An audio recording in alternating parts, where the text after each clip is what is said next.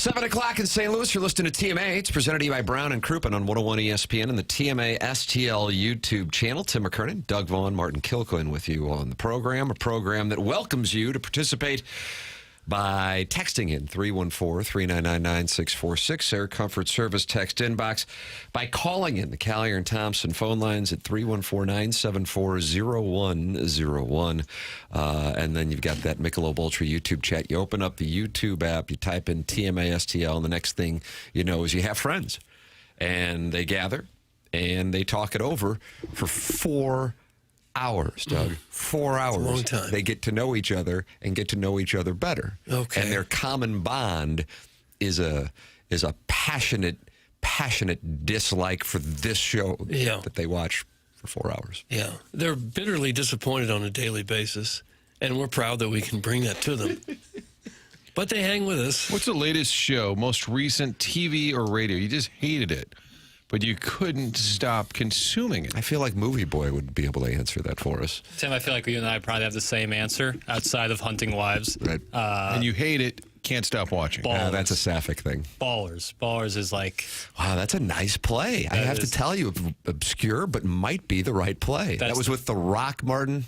Yeah. On HBO. It was warm garbage. Right. It's Ruffles, cheddar, and sour cream. A delicious chip, but no good for you. How about that metaphor? So you enjoy. So it's what do they call that? Popcorn movies where you just enjoy it for the summer. Yeah, but sometimes those can be great.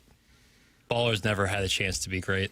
And Ballers is the more modern day version of the show that ESPN had that the NFL made them cancel. Was that Playmakers? Oh, yeah. Forgot about that. Is Ballers like a homogenized version of that? It was more like a very antiseptic Arliss.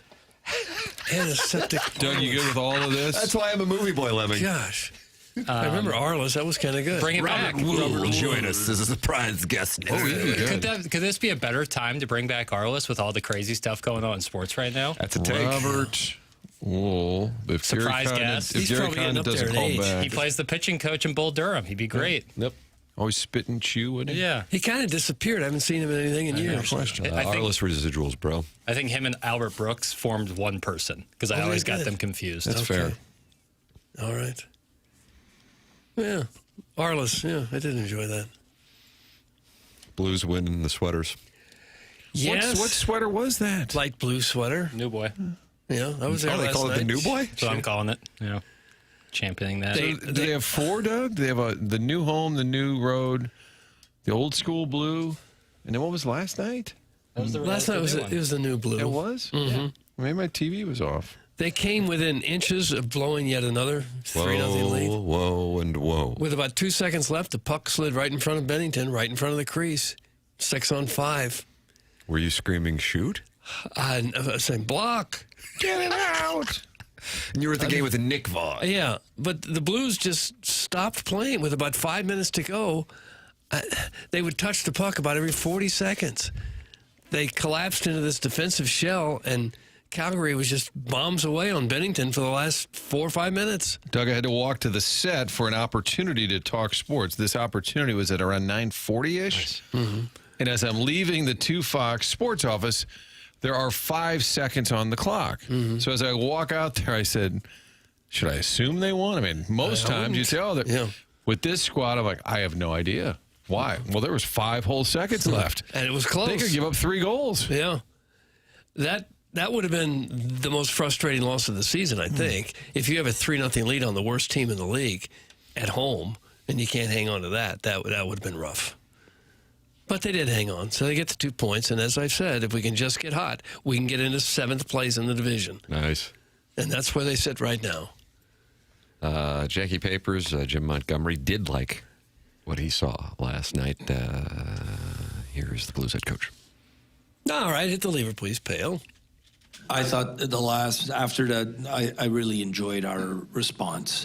It's what you want. You want to go back and take control and momentum of the game. And I went down the 3 lines, and the 3 lines really responded. They built momentum heading into the third. I know this show is not a visual unless you're watching on the Michelob Ultra YouTube. Yeah, John Scores is along with Chairman Kurt, who's right here, but also in the YouTube chat. And Matt and Jake and St. Genevieve Martin, they're all in there. But Jim Montgomery does his post game, and he has this posture now. And I don't know if he's just getting through his media dealings. He sits like this, and I'm showing you guys. But he lays on his right hand, kind of head tilted. And I don't know if he's just exhausted with this team. He's got to play classic rock to see if they've got any energy. But he does, if you look at any of the videos, he's leaning on his right hand like he may just pass out or fall asleep. Yeah. I don't know. I think this team has exhausted him is what I'm taking from it. Not the greatest body language for a press conference. Especially coming out of a win. He looks just either resigned or, okay, JR, what do you got? Did you have a binky? Okay, who else? Who's left? Who's left of the assembled media? I think it's probably time for a shakeup. Doug, they got to win. I know, but barely against a terrible team. Now, that Seattle late goal, if that doesn't happen, they would have won 4 out of their last 5, Doug. And you still want a shakeup. I think so. Somebody told me that Milan Lucic is playing tonight in Springfield, Mass., and it's sold out because all the Bruins fans want to see him play. That's right. Really? He's a god up there. Okay. He did mention that he went down to 3 lines in the third period.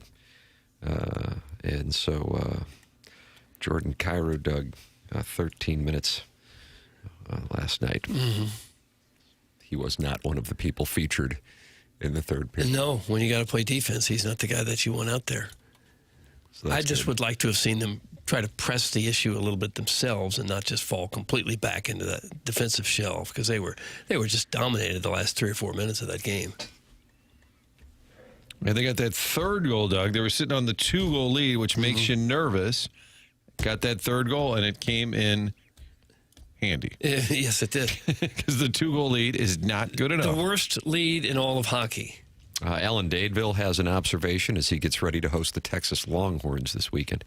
I'm not quite for sure, but I don't think your third pair getting 10 to 11 minutes a night and Justin Falk being second on the team in scoring are sustainable combinations. Thank you. That's from Alan Dadeville, Doug, and he loves the Georgia Bulldogs. Watch this. Georgia. Yeah. Well, yeah, I agree. It just doesn't feel like the chemistry is there, even in a win. To me, it just doesn't feel like the chemistry is right. But hopefully I'm wrong, and they'll string something together here. They've looked certainly better the last couple weeks. Lisa's texting into the Air Comfort Service text inbox, and she weaved a Blues take into an Ali Marmol take, Martin. I think that's kind of impressive, actually. She is not a fan of the Cardinal manager. OMG, this team takes more heat than a team led by the weakest resume in all of baseball. That's Lisa. I really respect her commitment to the brand. When the day Ollie is sent packing, I'm going to let Lisa take my credential and sit in the front row and just applaud. Well, Doug Pugh-Suter was the first Blues player to hit double digits in points, as you predicted at the beginning of the season. Yeah, I figured he'd be the guy. Again, their best players, their best offensive players, just not getting much done. We got Thomas still at 2 goals. Buchnevich at 2 goals. Parayko hadn't scored yet. It's Sundqvist hasn't got a goal yet. It just doesn't feel like the chemistry is there to me. It does look. Parayko and Broberg played nearly half the game. Yeah, it's unbelievable. Yeah. They're limping along, but Doug, they're just a group that's just trying to find a little rhythm. And you know what they say now is they're building their game. They are continuing to build their game. So I want you to hang in there. Okay. Let them build. I'll hang in there. If you want, you could put these on because they're in front of me. Tim, look at this. What do you have? Blue sunglasses. Oh, is this for the home of the Blues? Is this for rights holding? Do you think Stillman hands these out to all local media? And if you'd like to, you can put on the Blues-colored glasses. Oh, look at that. So that you have a take that favors the local hockey team. Why don't you put them on, and we'll see if it turns you into See if it's a sharp rights holder. Ooh, you look naughty. How do the Blues look to you? I think they can win the cup. Okay, it works. This squad, This squad has what it takes. I'm tired of all the hate. These boys will skate. Okay. Oh, I like that. Hold on, I'm going to take them off real quick. Boys will skate. I don't know. I think we overestimated this team completely. We got sucked in by last year's late finish. I agree about the chemistry. Nothing looks smooth. Most of the game last night was a disorganized scramble to get the puck out of our own end. That's from the female listener. Okay. I thought there were multiple female listeners. Sharon and Clayton, Baldwin Birovich, caller Ellen. Jen? Caller Jen, Janie the lesbian, and the female listener. I think that's Your mom's a lesbian lover. All right. Oh, yeah, that's right. We haven't heard from Janie the lesbian in a long time, have we? Surprise guest, I believe, following that Robert right? Wool. I can't get Okay. Gary Condit to call back. Let's see. Robert Wool. What was this? Janie? The lesbian. Is she in the phone book? Janie? She's the up in les- Minnesota somewhere. The lesbian. Okay. I enjoy legs and butts a lot. Oh, Papers is on it. Yeah, Jamie, Papers you is want having to touch? I think the greatest drop maybe in the history of the show was when Papers yesterday, after an awkward silence, said, "This is where you say something, Doug." Happens You often. took control of the show. WWE recap is ripe for that drop. You can get involved in the program, as many are already doing. 314-399-9646. They're not happy after a Blues win. It's interesting. I didn't expect that, but that's No. that's where I didn't we are. expect Doug to be kind of pessimistic. Yeah, that's not your brand. well, I'm happy that they got the win. You have to beat the worst team in the league at home when you're up 3-0. You've got to win those games to have any chance at all. They just, even in that win, they didn't look to me like a team that's got their act together and are ready to go on a run at all. Well, like I said, I hope I'm wrong. I hope I'm wrong. It was nice to see Bennington play well on a night when he passed Mike Liut, because the game in D.C. a week ago, when he tied Mike Liut for the most games played by a Blues goalie, that was the weird magic trick Doug Henning imitation night. When that was kind of a weird night for Benner. When he tied Liut, at least last night, in breaking the record, he had a nice game, 38 saves. You'd hate to see him break that record and give up 5 or 6 goals. Right. Yeah, he was good last night. And Bennington that's was going to very be good. that's the key. If you get him and Hofer get rolling, maybe they can pick up the rest of the squad there, Doug. It's asking a lot, but Maybe they maybe. can steal a few. Yes. Get involved in the program by calling in 314-974-0101. That's the Callier and Thompson phone lines, Air Comfort Service text inbox, 314-399-9646, and the Michelob Ultra YouTube chat. Michelob Ultra, 95 calories, 2.6 grams of carbohydrates. It's only worth it if you enjoy it. Doug, I don't know if you've taken a look at the forecast for this weekend. I have. Holy moly. I mean, are you horse plowing me I'm with not this? plowing anyone. Clip. Yeah, clip that off. I mean, today, 64 and sunny. Tomorrow, 63. Friday, sunny and 74. Saturday, 74. Sunday, in the 60s.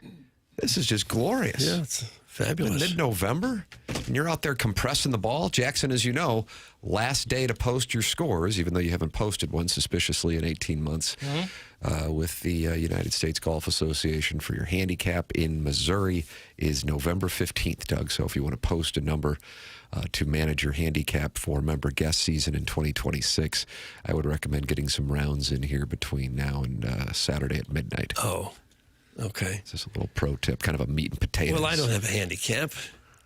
Jackson needs to get one. There he goes. That's suspicious. He could wind up in the river with that kind of operation. Well, I have one. I just haven't paid my dues in a year, and therefore I could not post scores.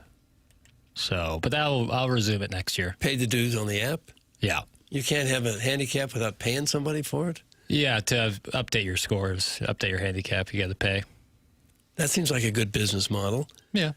Let's build an app, and now all golfers have to pay us if they want to. It's very affordable. I don't know why I didn't do it this year. I just didn't. And I got to a point where I was like, all right, it's too late in the year. You had movies to watch. No. What I was playing golf. What do you I was shoot? playing Like golf. 81, 82, that kind of thing? It depends on the course, depends on the day. But yeah, in the mid to low 80s. Generally. Sometimes lower, sometimes higher. Oh, You like that? That was a folksy Yeah, it laugh really was. conveying. It made him relatable. Yeah, Yeah. just some self-deprecation lightly so no one can ruin my psyche. If you do it yourself first, no one can ever hurt Have you ever had your psyche ruined here? You did. What was it that got you last week? Buck Swope on Bill Simmons I've had my podcast, I psyche believe. ruined 15 times in the 5 years. That's all right.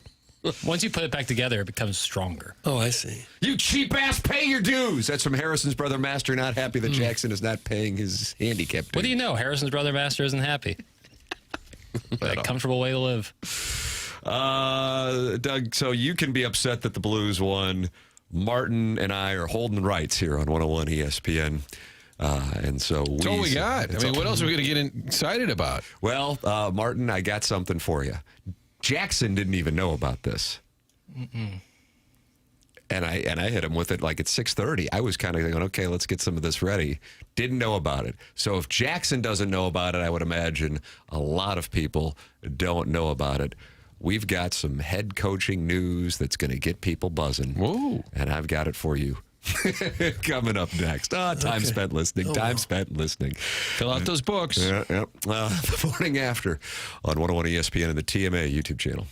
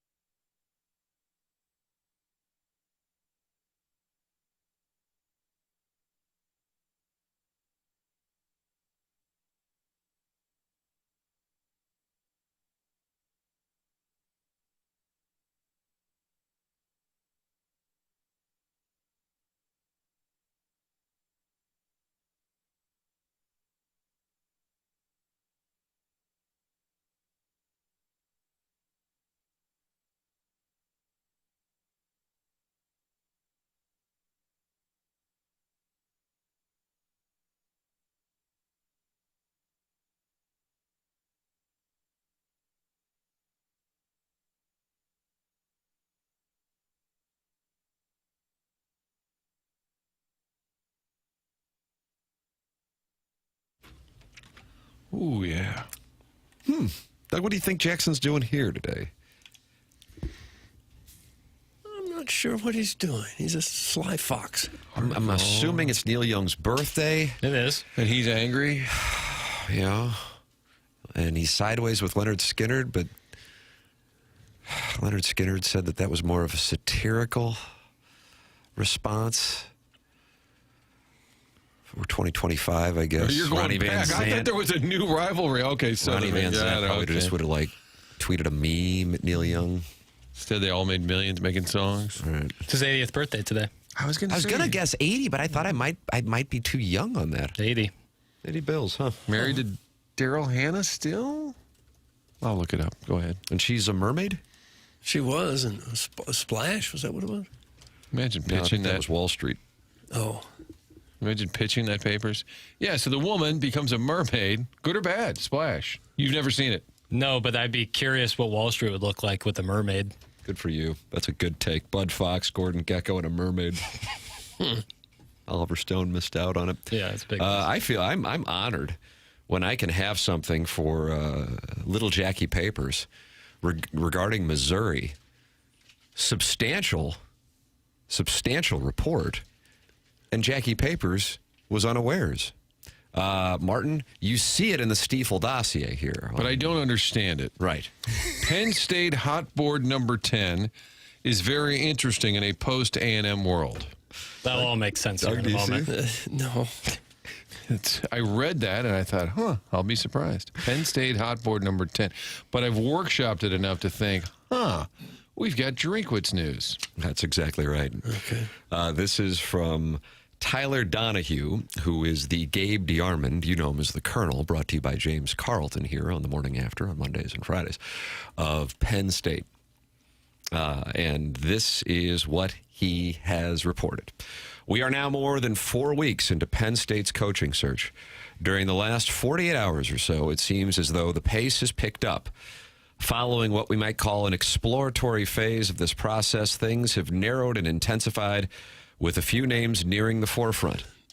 Our reporting here is ongoing and evolving, and I'll remind again, this remains a fluid situation, but one name in particular has started to crystallize based on a variety of recent conversations.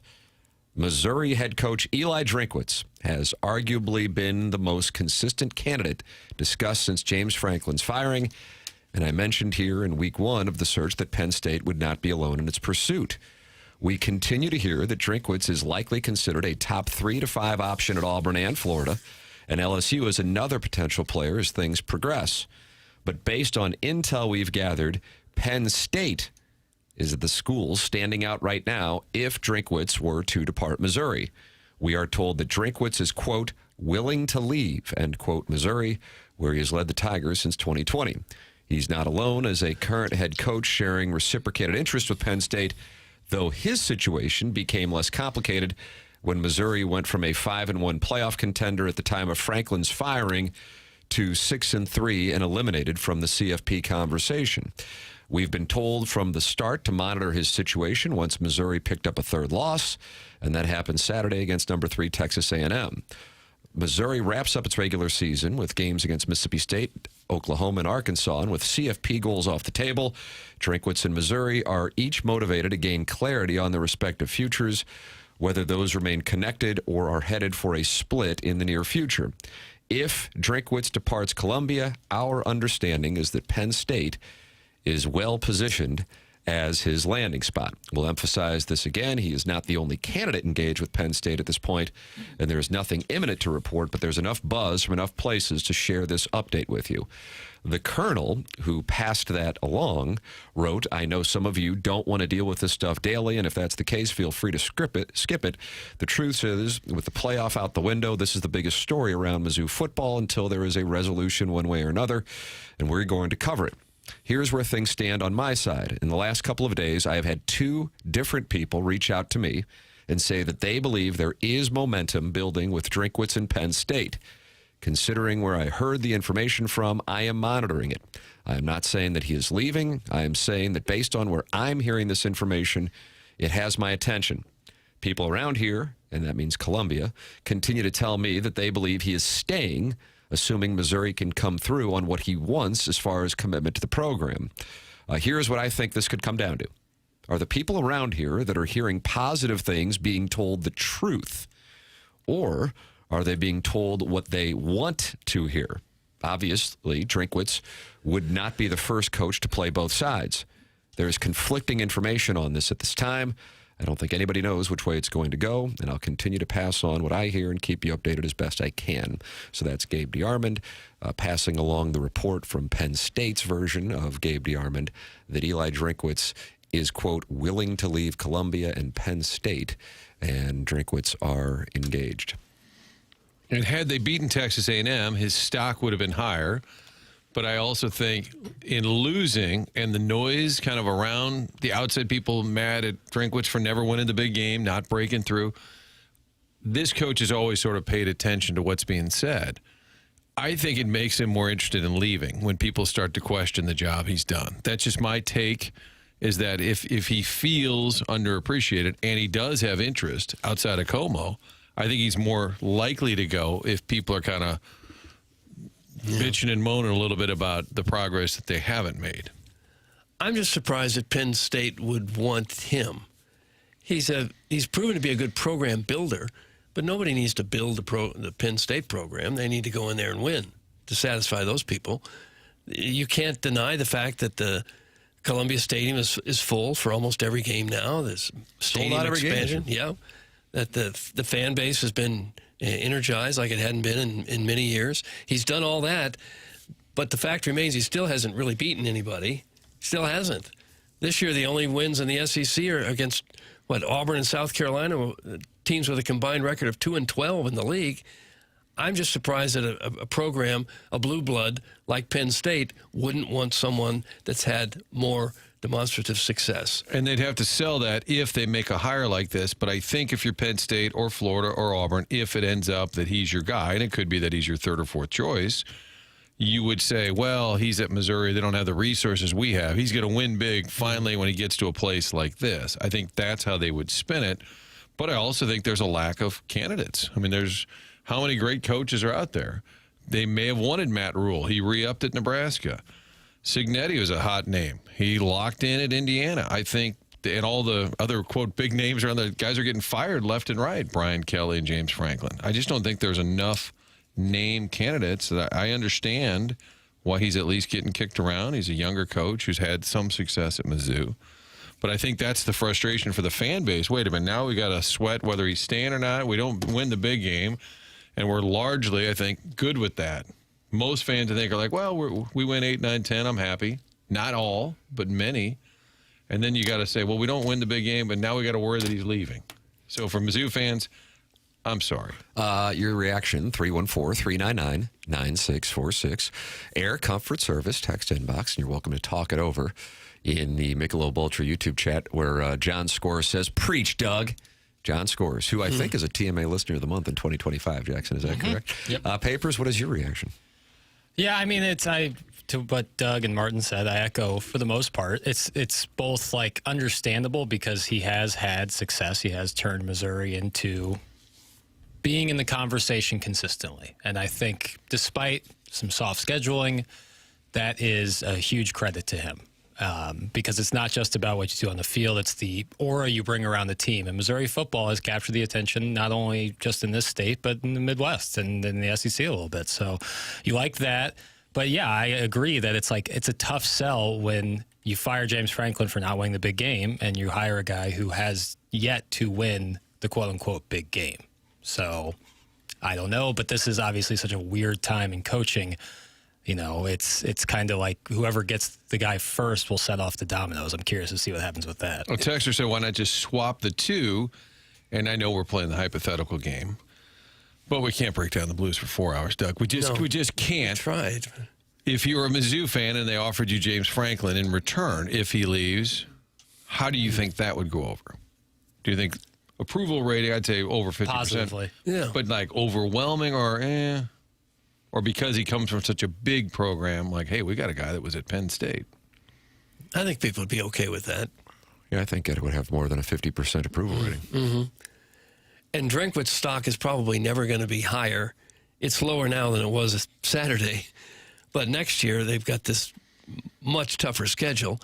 He's not going to have all the gimme wins that he had this year. So he may never be in a position, again, like he's in right now, where there are some big-time programs looking for coaches and not a whole lot of attractive candidates out there to fill those spots. But the more it gets talked about, if he does stay, then he kind of gets a win with the fan base too, even though the season, you could argue, at this point, has been a disappointment. Not winning any of those big games. But now if all of this buzz continues, and maybe some of it is real with these other programs, if he says, you know what, I'm staying, then all of a sudden he gets this big boost, having not won a big game this season, but if people find out he could have left but stayed, which I think he's smart enough to know that the more this gets talked about, if he decides to stay, then all of a sudden people kind of rally around that as opposed to rallying around a big win. Right. He'll get a little buzz, a little bump out of that. I'd be good with Franklin. Who the hell else would be better? That's from chairman of the National Swingers Convention. Oh, are they in town? I don't know. Are they doing something at the Dome? Be fun. Jackson, you want to do some man on the street this weekend? Oh, never again. Did you do it? Bad. I would love for you to be our man on the street. I hate doing man on the street. When's the last time you did I don't it? even remember you doing Vegas, it. Las Vegas. We had to pay people to talk to us. Yeah, Come on. Use gift Expense cards? that. yeah, that was a Is tough it receipt to hand back. Is it because just it was Vegas, it was people on vacation and didn't feel like they wanted to show up on somebody's radio or TV show? I feel like now there's a lot more people doing man on the street who aren't in television or don't have You don't say. the pedigree necessarily, and I see it, and whenever I see it on like TikTok or Instagram, I really cringe because I have to think of that person having to ask people questions on the street. Oh. God, I hope Drinkwitz leaves for the entertainment value alone. It would be hilarious and very fitting how things are going for hashtag Our Town Sports. That's from the Hunchback of Vaughn Castle. Well, if you were to make a ranking of the top 20 coaches, college football coaches in America, would Drinkwitz be on that list? He is the 11th highest paid, but I know that wasn't your question, but just for point of reference. Yeah, would he be one of the top 20 best coaches in America? All right, let's take this one step further. One step Probably further. not. If you were him, would you take that job if offered? I understand the question. I love the question. Anytime we talk about this, it depends on what you are personally motivated by. For me, personally, I wouldn't. It has nothing to do with the Missouri thing.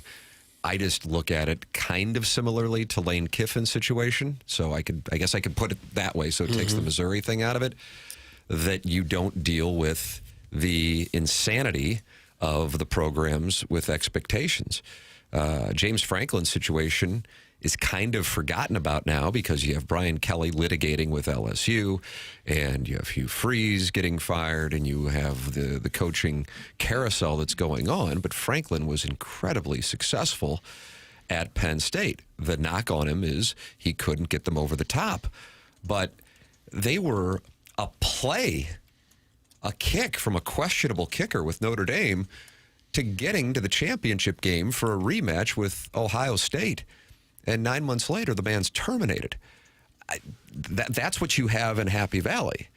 In Columbia, Missouri, if that were the situation, if the two teams were switched, Penn State and Missouri is in that position where Notre Dame and their shaky field goal kicker delivers, and they lose in that situation, Eli Drinkwitz can call his shots for the next however many number of years. He's in a Kirk Ferentz, Whittingham situation where he can call his shots.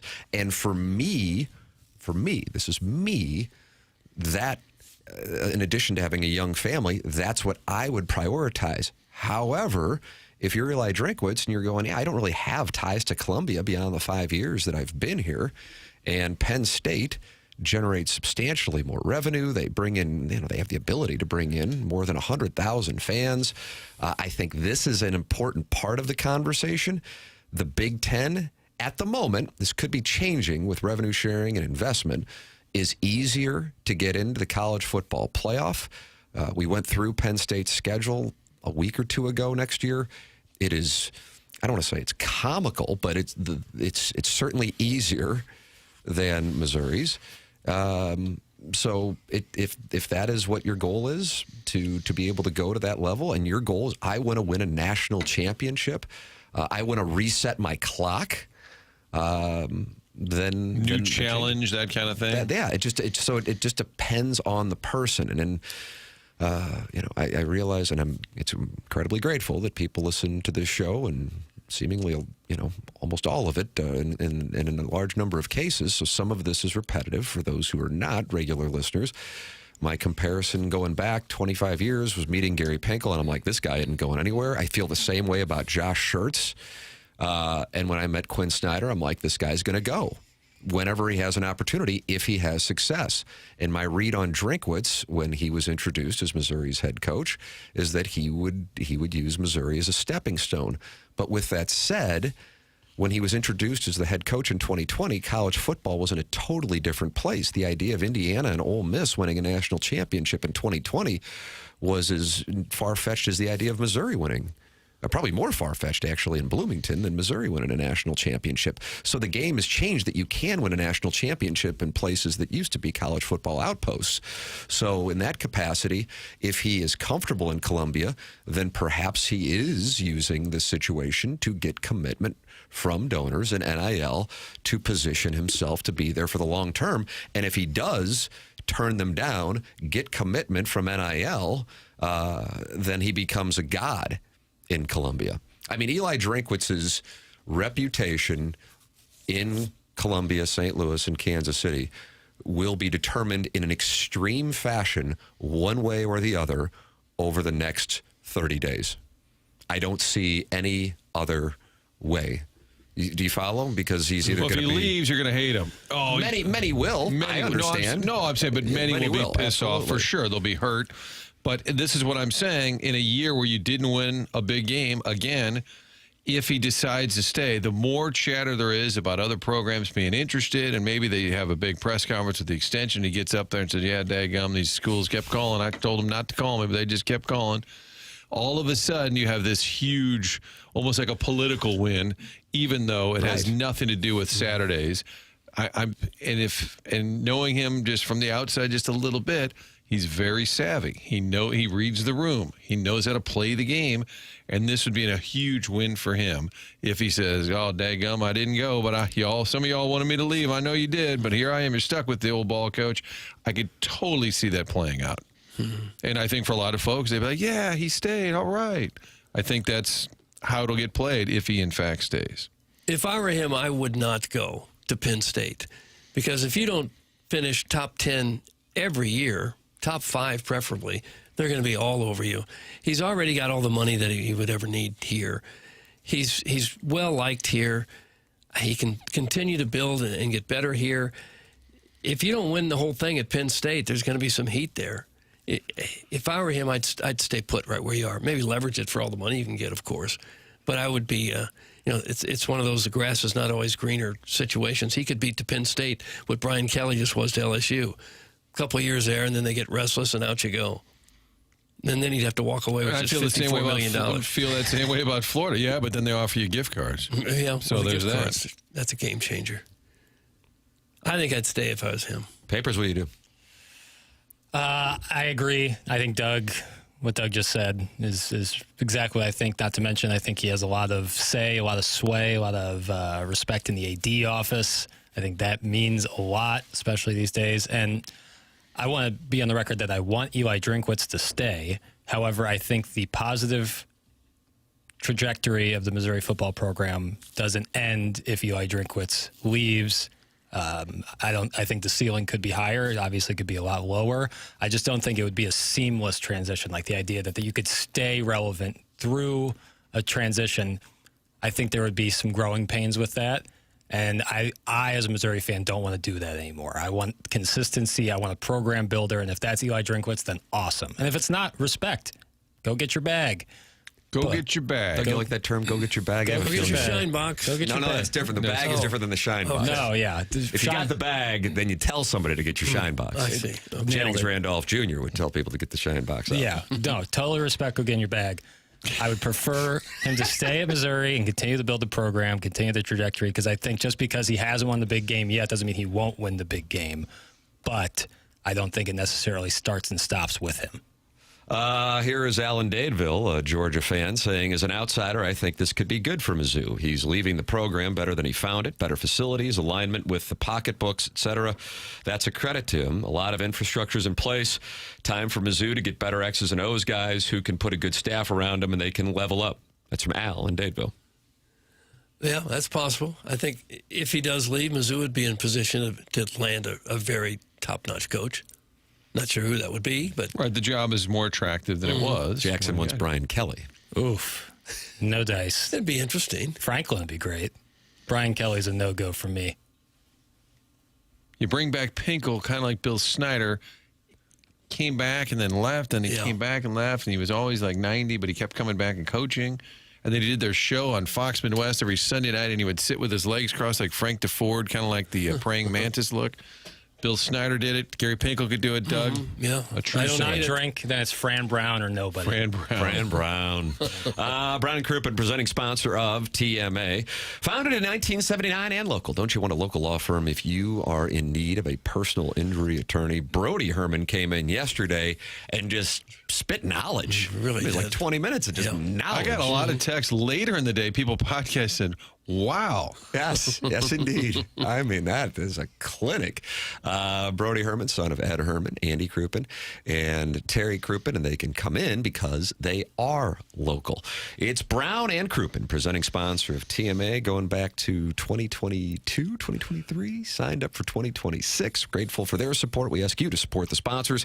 It's Brown and Crouppen, 314-222-2222, or go online at brownandcrouppen.com. Remember, the choice of an attorney is an important decision and should not be based solely on advertisements. Make sure you let them know you heard about them on TMA. Longtime TMA listeners know that we have had a relationship with Normandie Golf Course that goes back to Jay Randolph Jr., the late, great Jay Randolph Jr., and Tom O'Toole Jr., who was at one time the president of the USGA, is going to make an announcement regarding Normandie on this presentation at 8 a.m. Right. So that is coming up, and we don't know what it is.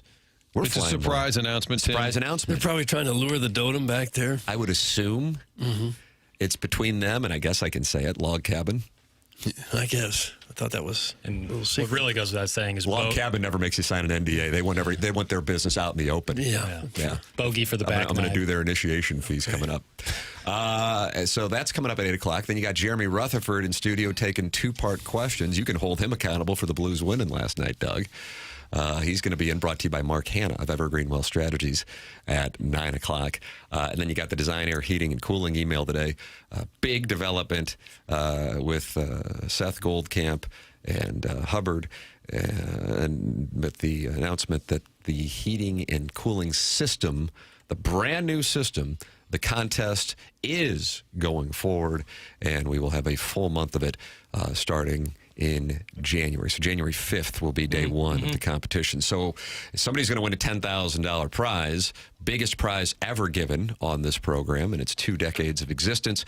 And now's the time to start feeling it out. See what you got when it comes to emailing in. What gets you through the filtered file? Yesterday, somebody emailed in and said that it was me or Jackson or Chairman Kurt. We're biased towards Swope Buck. True words.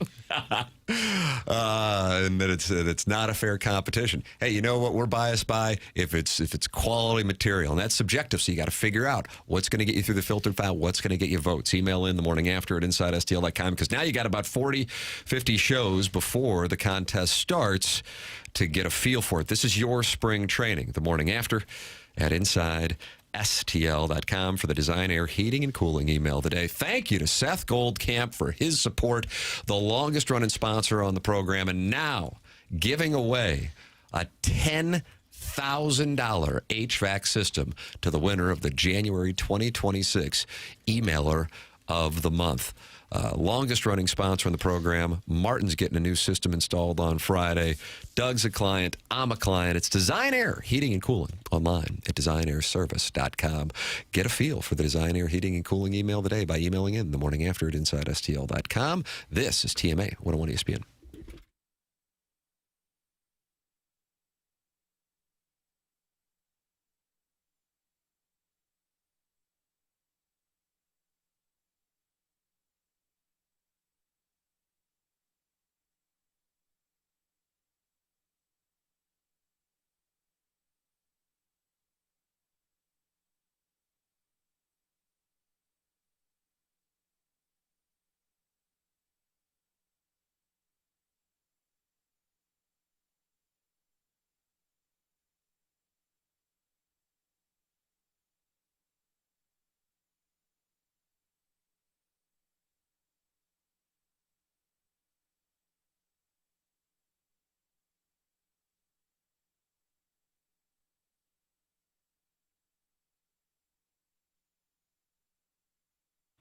Well, we're right around 2 weeks from Thanksgiving. In fact, the special on the turkeys is going on until November 26th. That's exactly 2 weeks away. And right now, Schnucks helping make Thanksgiving more affordable, offering you the lowest price on turkey in 15 years, rolling it back to 2010.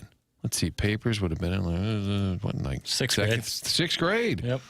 Those are the prices that are going on right now on your turkey for Thanksgiving. The whole frozen turkeys, just 57 cents per pound. That means you can save big on your Thanksgiving centerpiece, serve the whole family, no matter how many guests you have. To get the deal, you just make a $25 purchase, not including the price of the turkey.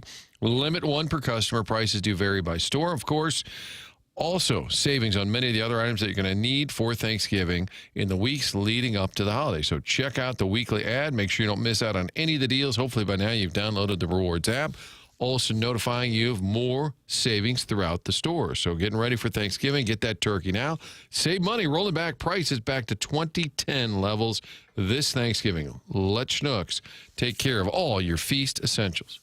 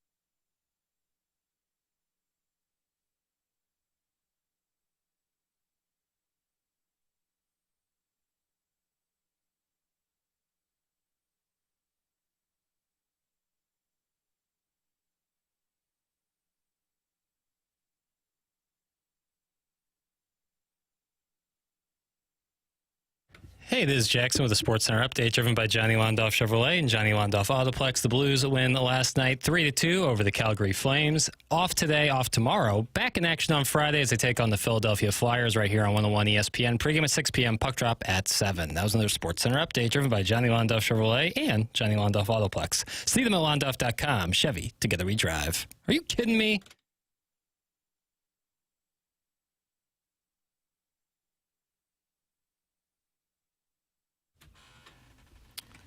Doug, is this the sickest Ween Wednesday yet? I can't think of one that was any more ill. Well, they're not happy with the Sports Center update. It's a beef.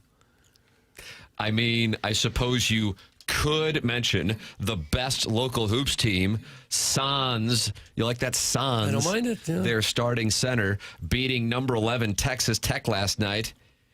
Oh, I watched it. That was a great game. That was world-class college basketball. Look at this. Oh, that was great. Look at this. That's from Illini Greg in Green Bay. And now Jackie Papers, who didn't mention in the Sports Center update, is calling it world-class basketball. There's three more. Illini Greg in Green Bay is now going to kiss your ring. 3 more updates to go. But, yeah, last night, Illinois, that was a great game. Physical. It relit this anger in me that the Missouri Tigers didn't get Andrej Stojakovic because Missouri played Cal last year and Stojakovic looked outstanding. That was like Dennis Gates, former Cal Bear, should be hitting that guy up every day to come to Missouri, and they went to Illinois and looked outstanding last night. That block he had at the end of the game after the offensive performance he had, great win for Underwood and the Fighting Illini. And they play everybody. They've still, in the next couple weeks, they've got UConn, Alabama, Tennessee. That's after hosting Texas Tech, who was 11th ranked. They've got the Mizzou game. They play a great non-con every year. Yeah, they do. And that Peja was in the building last night. Did you see that? Yeah. Boy, could he shoot the rock. Illinois is going hard with those Eastern European players. Yeah, a lot of them. They got 2 from Croatia, 1 from Montenegro, 1 from Serbia. Mm-hmm.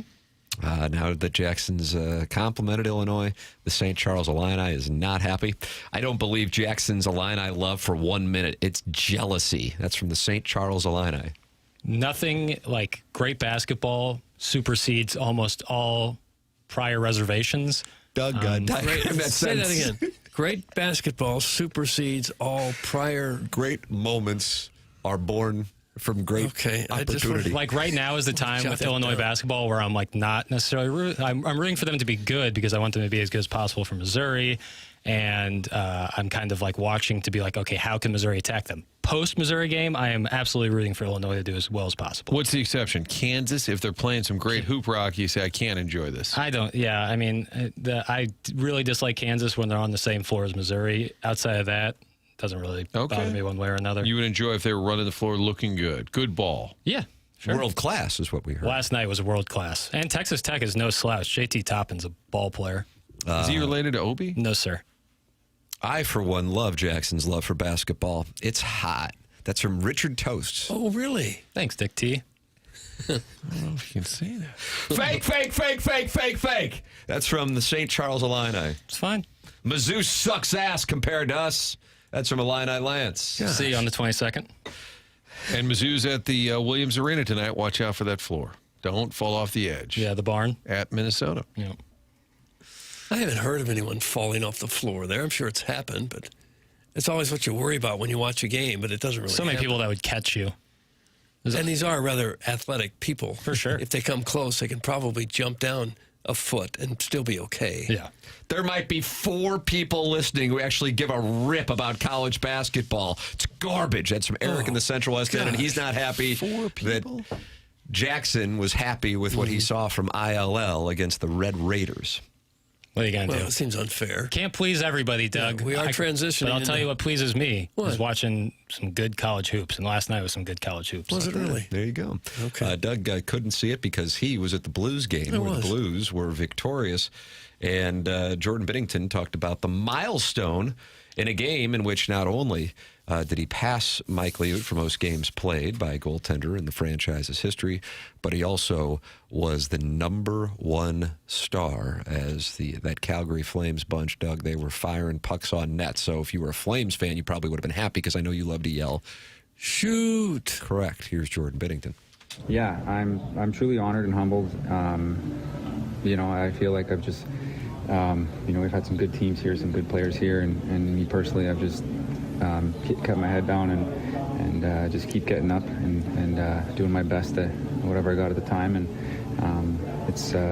it's cool moments like these and to have a night like this where we get a big win, a much needed win, and I feel like we played a really good game that is good timing for us as we have a little homestand here and building our game and building momentum moving forward. So it's special and I'm very honored. And I didn't really like the edit there. It sounded like he was about to say something else. I think the argue was the word "and." Yeah, we cut him off. And I think you might see Jackson resign. Guys, today. that's a milestone for most games played. We cut him off mid-sentence. Huh. Shout out to the Power Hoosier in section 121 at the Blues game last night. Doug, were you at 121? No, I was way in the rafters. I'm sure each of the Blues defensemen heard you yell at them each time they turned the puck over, quote, that they are only playing the worst team in hockey. Hope you were able to walk safely back to your 2008 Chevy Blazer after the game to drive home to your shanty in Hillsborough. Oh. That's from former Ram Madison Hedgecock. Oh, he was there. Nothing wrong with an '08 Blazer. What about a shanty? You could, I'm not going with to that car of curb hate on feelers? anyone's hustle. I guess as far as Bennington goes, it's clear now that he would have to be considered the best Blues goalie in franchise history. Only one to win a cup. Played the most games. Yeah.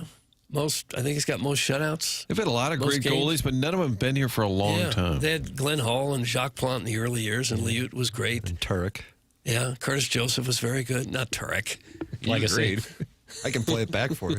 Grand Fuhrer. But I guess you'd have to say if you're making an all-time Blues team, Bennington's your goalie. But Brian Elliott is still way up there on a lot of the shutouts, maybe.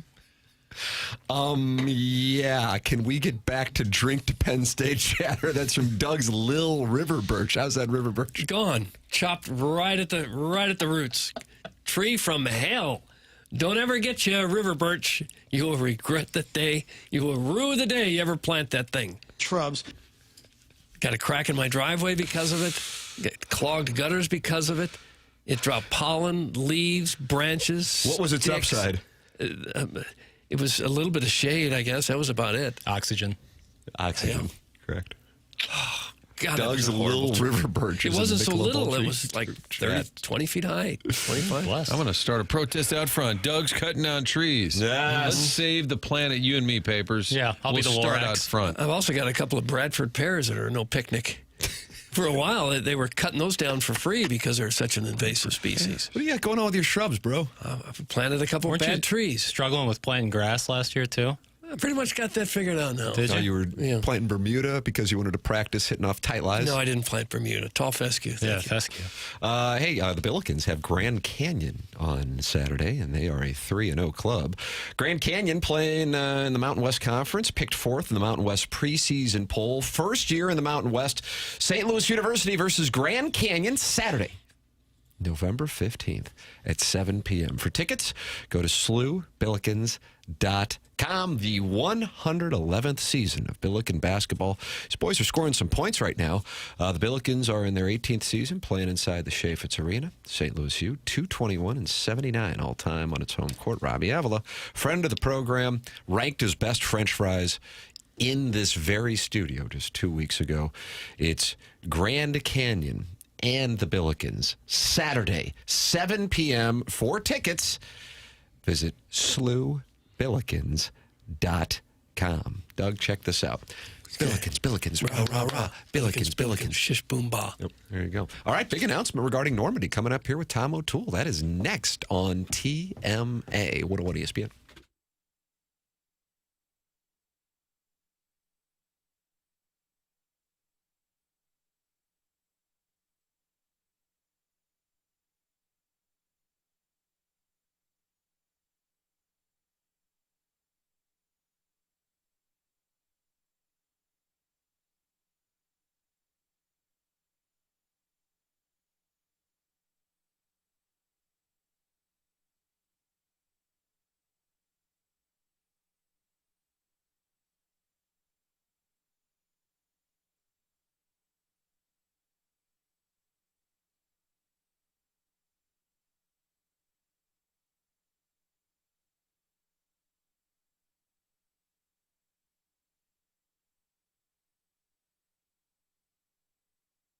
Psychiatric Care and Research Center has an opportunity for TMA listeners to make some money, and it's as simple as going to pcrc-stl.com to learn more. It's Dr. John Canelli, who has been in practice for over 40 years and has more than 20 years of experience conducting clinical research trials, and he is currently conducting studies on anxiety disorder, depression, bipolar depression, and obsessive-compulsive disorder. Compensation will be provided for your time and your travel will not be far if you are in the St. Louis metropolitan area, as the office is in O'Fallon, Missouri. If you are interested, 2 different ways to sign up. You can call 636-244-3593, 636-244-3593, or you can check out the website. That's pcrc-stl.com,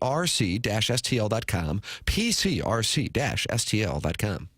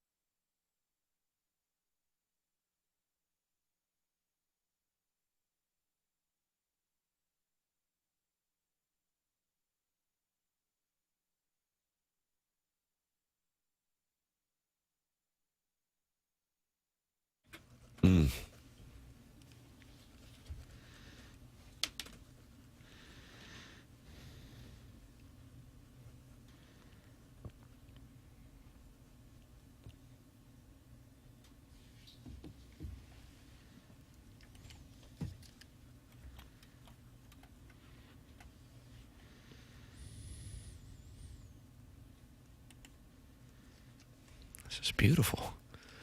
It is. It just speaks to the history of the game. Good for you. This is when the guest hangs up.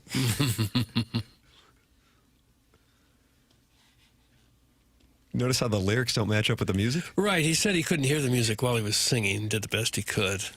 Billy Joel always said the same thing. Feels like a Biz Marquee hit. It's so bad it's good. It's TMA 101 ESPN, a tribute to the Dotem by the great Andy Hanselman, bringing us back here for the Fisher Window and Door Store. 8 o'clock hour on TMA, the show presented to you by Brown and Crouppen on 101 ESPN and the TMA STL YouTube channel. Jeremy Rutherford on the Stiefel dossier joining us in studio with your two-part questions at 9 o'clock. But right now, Doug, we have a special announcement regarding a golf course that is near and dear to the hearts of TMA listeners for years, going back to the late, great Jennings Randolph Jr. and the Dotem Golf Tournament. And joining us right now to share that announcement is Tom O'Toole Jr. on the Collier and Thompson phone lines. Morning, Tom. Morning, Tim. How you doing? That's not exactly the lead-in I was expecting, but good to be with you guys. Probably better than you had hoped for. Yeah, I mean, to hear a song like that, what a treat. Yeah. You know, there's a lot of sliding doors, but I almost hit Tom O'Toole yesterday in downtown Kirkwood. I believe he was walking into Duffy's. My mom and I were having lunch, and I said, "Is that O'Toole?" I mean, I didn't swerve to hit you because you're a junior Bill, but I did see. And then precipitously, hours later, Tom is texting me, and I said, "There's just kind of this weird mind meld here that Tom had." I'm glad I didn't hit you because you have news for us. I don't know if you told Tim that my youngest son is in the Palace on Ballas in the middle school now, so let's not get down into that discussion. My oldest son is still not talking to me. No, Smet's doing a great job out there, and who thought that O'Toole would have sent his kid to Smet? But having said that, let me say this, guys. Every project, every initiative, you guys have done many of them, objective, journey in life, presuming it's successful, has a pivotal or monumental day. Today's that day for St. Charles Rock Road and the Normandie Golf Course. Well, what is it? Wow, why are you jumping? Oh, I'm anxious to hear We it. got Kurt Russell over here, and Doug's like, "Get to it." Okay. I wanted you to just be on the edge of your seat. So today, we just rolled out by press release issued by Emerson Corporation that they will lean in as the lead donor on this project at $7 million, and they will take naming rights. It will forever known from this day forward as the Normandie Golf Club at Emerson Park. How about that? The Normandie Golf Club at Emerson Park. Okay. Lead donor at $7 million. It's a monumental day in this project's journey, and it's been a journey, as all of you know.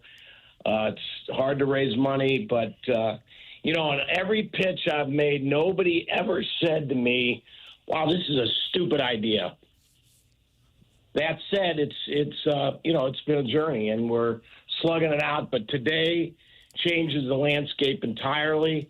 It changes the project. It was viable before, but all you got to do is go to Normandy Drive and St. Charles Rock Road and see 7 holes built. But today changed the landscape forevermore. Well, congrats. And, I know you guys have been working hard, slugging away. It's the opposite, Tim, of what we've had, where people usually say that's a really stupid idea. We get the converse of that. So enter Emerson stepping up huge. Where are we in terms of the rollout? A lot of work's been done. I think you and I were out there in the spring. What people will text the show and say, "Hey, I just drove by there. I'm seeing some fairways. I'm seeing some greens." What is the latest? So we got about 7 holes built. We're pushing the envelope to finish 9 holes before the weather changes. I was out there yesterday with Chris Cochran, who's Jack Nicklaus's lead designer, finishing up some things with him. It looks like that the weather and the work progress is paved to have that happen. So we'll have a 9-hole loop that when we can open those greens in the spring, that is weather dependent, but, hopefully late May or early June.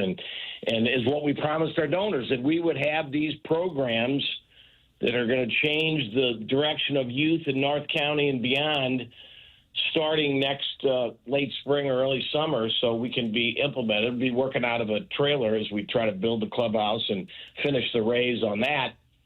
But we're going to be operating, and it's going to affect and change that community forevermore. And when do you think it'll be open to the public, or the finished product?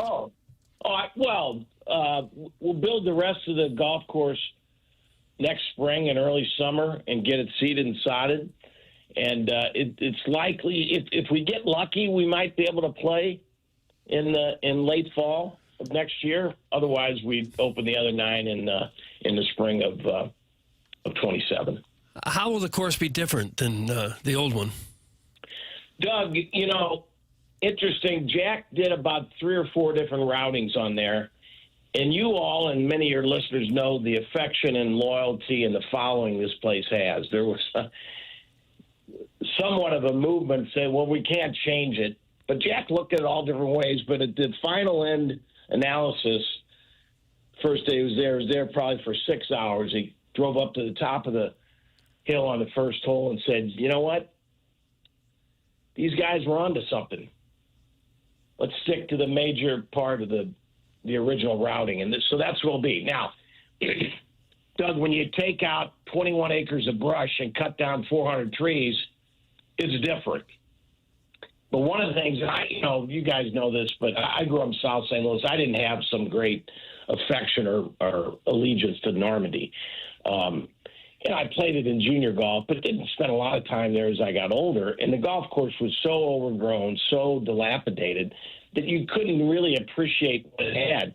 Chris Cochran said to me about 6 months ago, look, I've been to 3 of your prominent courses would be Belle Reve, Old Washington, and St. Louis Country Club. I've been to all 3 of those and played all 3 of them. I'm not saying we're going to build a better golf course than those, but this is a better piece of property in each one of them. And when you get up there and see the topography of that property and what the Fowlis brothers had in 1901 and what they built with, horses and plows, pretty amazing. So pretty close to what they had, but, modernize it. The videos that I have seen of what has already been done, and I'm not BSing. I've said this, to you guys and friends of mine off the air. It's incredible.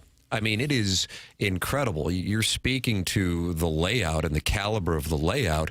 It was always, the thing I would always say, Tom, it's one of the best layouts in St. Louis. It just needs that TLC. And now with a $7 million donation, and then Jack Nicklaus's involvement with his company and his vision for it, I cannot wait to see the finished product, because what I've already seen has been mind-blowing with regard to the caliber of the renovations.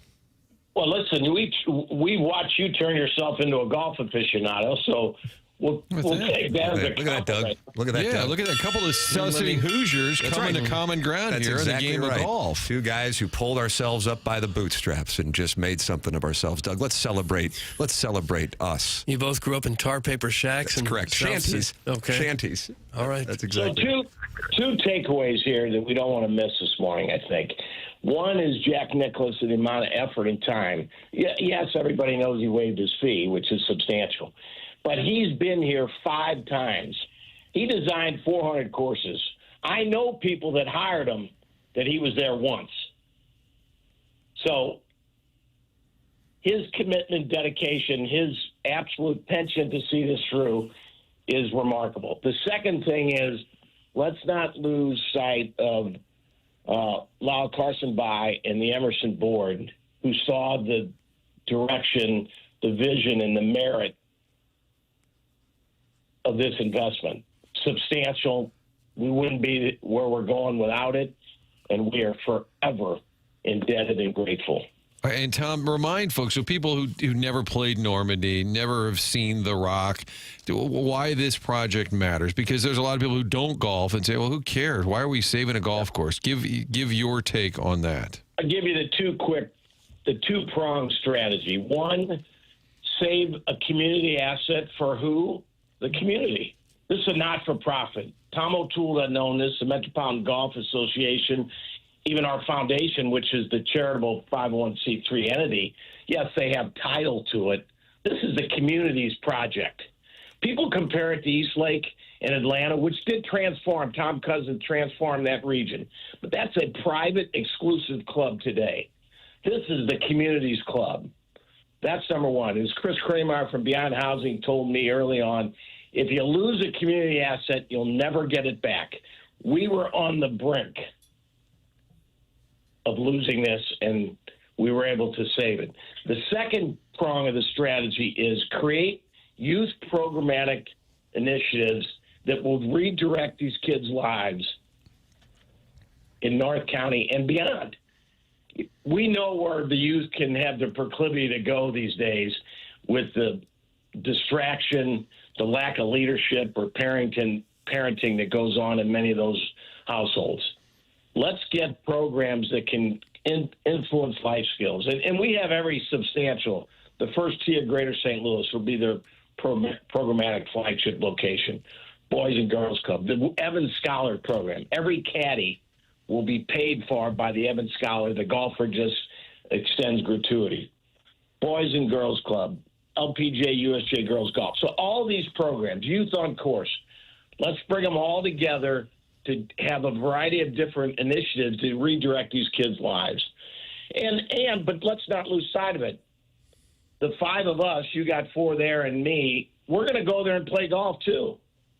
It's going to be a well-sought-after public golf course, but our primary responsibility is the implementation of these programs. How do you keep pricing down, though, for folks who maybe in the neighborhood want to play it, too? Because you got to pay the bills. You've done a lot of fundraising, but how are you going to balance that? Well, we made a pledge to the community that our prices for the community will be the same they were the day we closed. Wow. So this is going to be a community. Now, when the five of us go up there, we're going to be on a different rate schedule. But for the community, we got to be true to the community. This has got to be theirs. They got to be proud of this, and that's what our objective is. And by the way, every person we hire, as long as there's not a skill that we have to go outside the community, will be from the community. This is their project, their facility, their spot to be proud of. That is incredible. One final question here, and maybe it's maybe I haven't been respective to what should be the lead. Ken Iggy Strode is in the Michelob Ultra YouTube chat, and he wants to know if his fees will still be waived. He says, Martin, as long as I can play for free. Tom, would you like to address the most pressing issue today? Not the $7 million, but whether or not Iggy can play Normandie for free. Now, listen, you think this morning at 8:18 that's the first time Iggy's asked that question.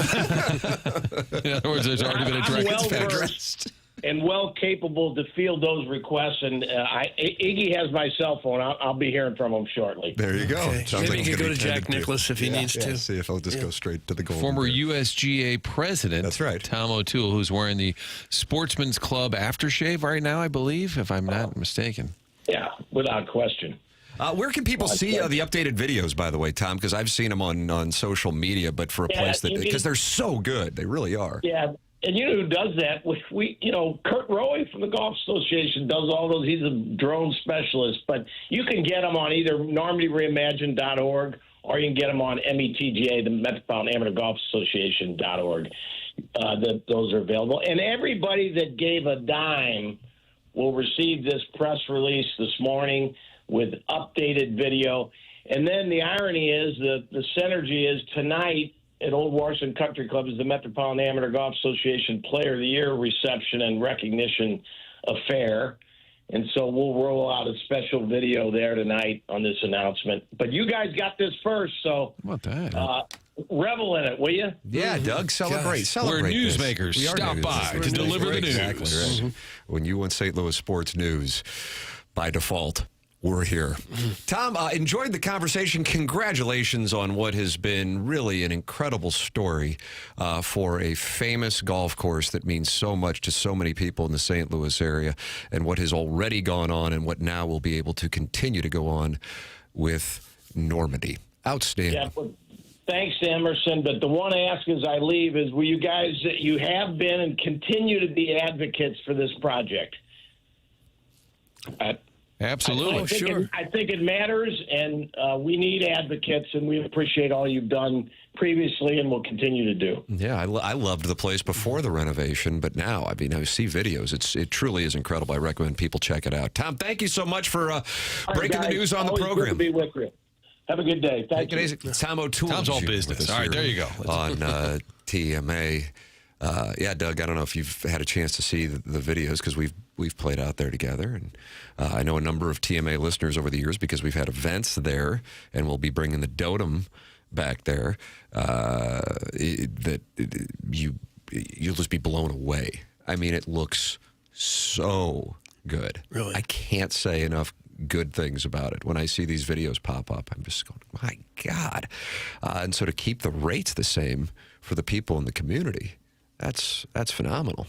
Tim, with you, there's no charge, of course. Well, I mean, I think that was that goes without implied. saying. You have Yes. the South City thing, you have the Irish thing, you have the St. Louis U High thing. I mean, we're just checking box after box after box.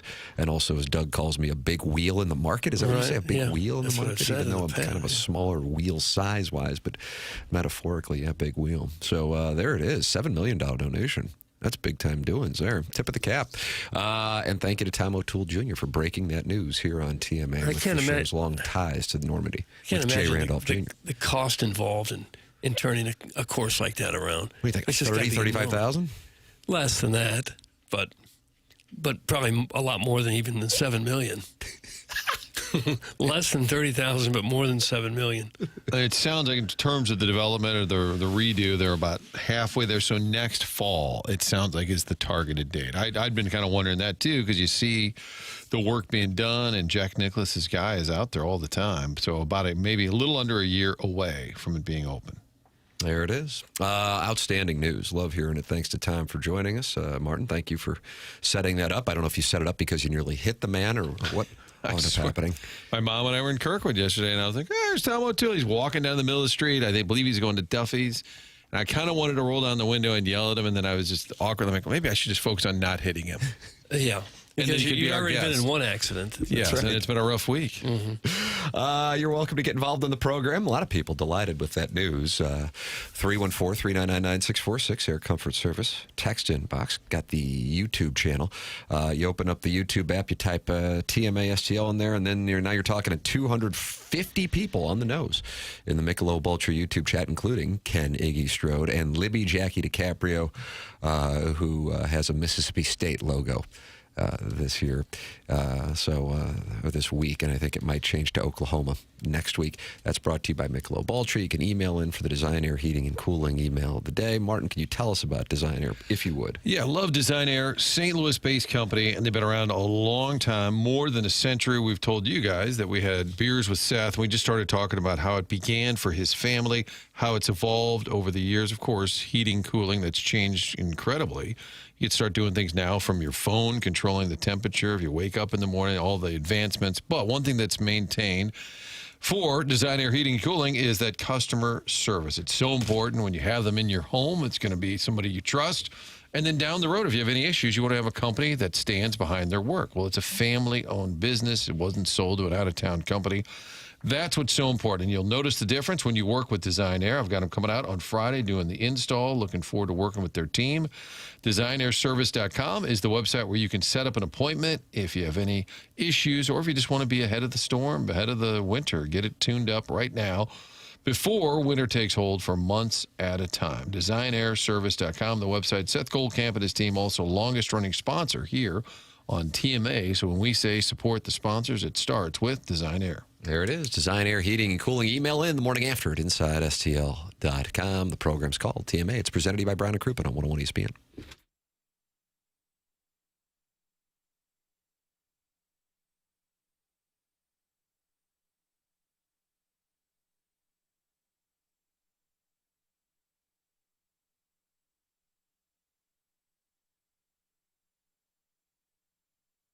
Hey, we could celebrate the great news for Normandie Golf Club by heading up to the Village Bar. Always a great spot for lunch, great spot when watching the game. Folks were there last night watching the Blues. The games are always on. NFL fans, college football, Mizzou games, the game's always on, and folks are just sort of hanging out. You can tell it's just a great place to hang out. You've known that for years about the Village Bar, but less known is that in the barn out back, that's the home to 1879 Distilling, and they're making award-winning premium small batch liquors, things like Red Barn vodka, 1879 rye, 1879 bourbon, all of it being made right back there in the barn next to Village Bar. It's an homage to the early days of distilling the German heritage here in St. Louis. They've started this up, and people are noticing a difference. You have a drink, order it specifically with Red Barn Vodka or 1879 Bourbon. You will taste the difference. Ask for it around town when you're at the grocery store or at a restaurant. Or if you're at the Village Bar, make sure you sample the 1879 products. Great website telling you more about it. 1879distilling.com. You will taste a difference, quality and tradition. It's 1879 Distilling, St. Louis, Missouri.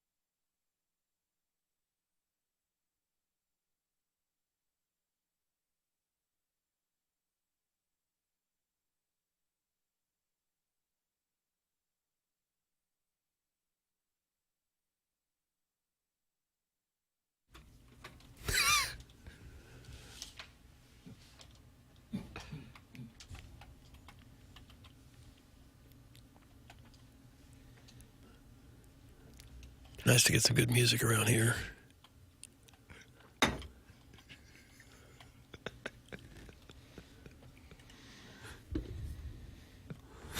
Mm-hmm.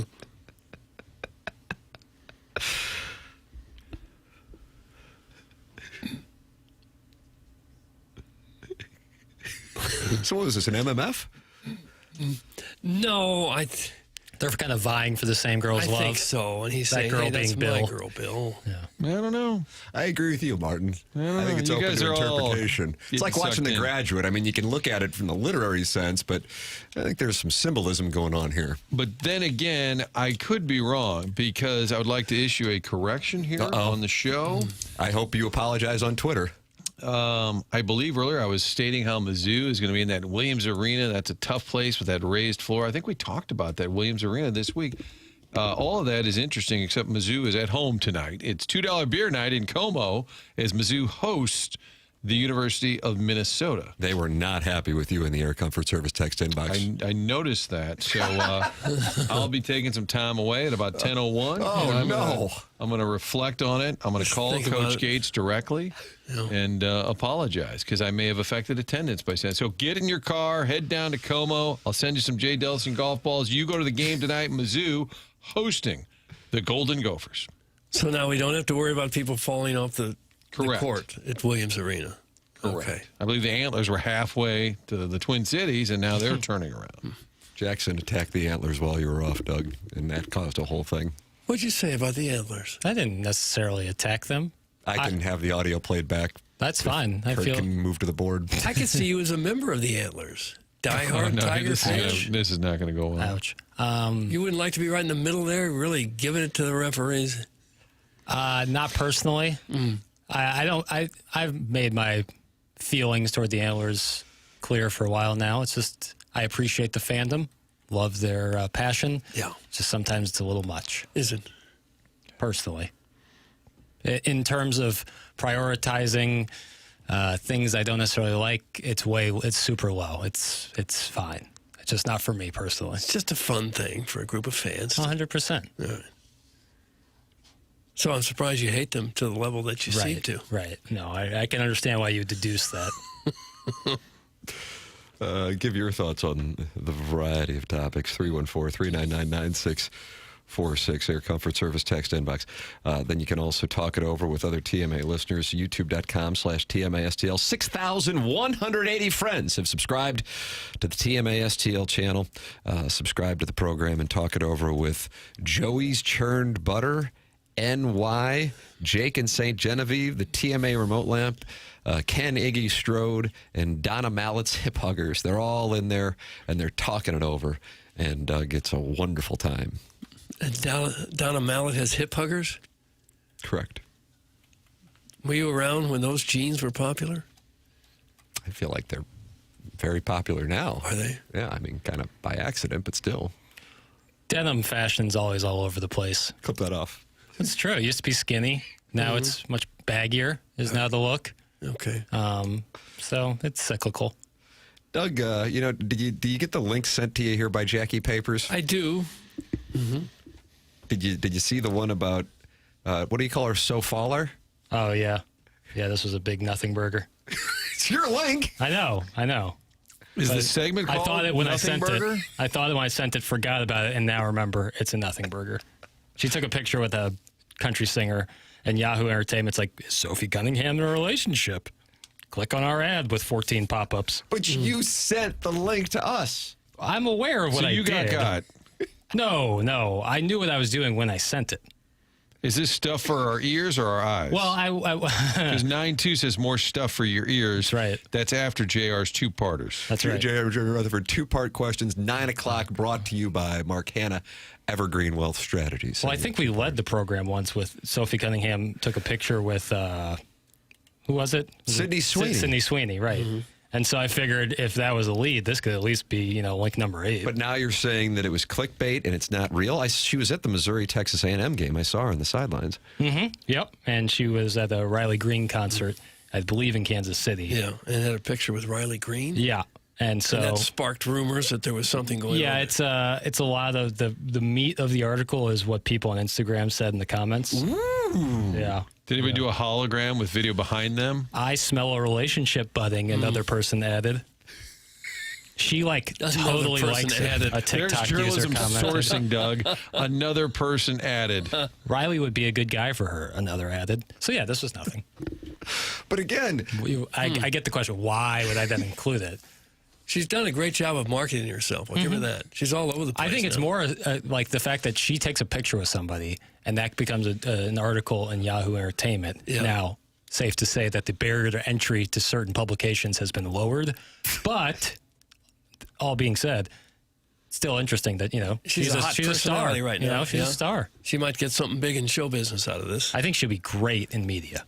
I agree with that. She's a great ball player. I thought that before she kind of became mainstream when she went to the Fever with Caitlin Clark. Right. She always was an entertaining personality, and she would do pre- and post-game for the Phoenix Suns when she was out there playing for the Mercury, right? She called a couple Missouri basketball games in the non-con section of the schedule. Yeah. She's great. But once she went and played with Caitlin Clark, that's when the whole thing. Yeah, you're going to like, who is this? Right. And now, Doug, her dating life is on our show. Right. But it's a nothing burger. Yeah, like Apparently so. less than nothing. She just took a picture with a guy. Is that an Impossible Burger or that's a veggie burger? An Impossible Have Burger. you had one of those? I don't think so. Look at me. Yeah. It's a nothing burger is different than an Impossible Burger. Impossible. Oh, man. Oh, my goodness. Are you okay? It's emotional. It's Such emotional. a passion for lean beef, but That off as well. it tastes too close to it, and knowing it's not real kind of makes me uneasy. It's like, what flavor are you adding to make this taste kind of like a burger? Bless you, Chairman. And it's actually just vegetables? Yeah, some compound. I'll take things I couldn't give a damn less about for $500, Alex. That's from Doug's prison. Totally get it, man. Totally. You're not going to get any argument from me on that one. Brian Henshin, I guess, is covering the Indiana. Fever this week because the Colts have a bye week. And he says she is a joy to cover. Zero filter. Very thoughtful. She's no Tim, but she is one of my favorite interviews. Thanks, and hashtag Stop free park. Henshin. That's from Brian Henshin. Yeah, she seems like a delightful personality. Always happy. She was the mayor of Columbia when she was there. Was Is that she right? really? I mean, basically, yeah. She, everyone Should loved you her. hold court at cocktail lounges and such? Yeah, everyone loved her, from the oldest Mizzou fan of Mizzou Arena to the entire student section. How about that? She had almost 100% approval rating. Huh, I can see why. Yeah.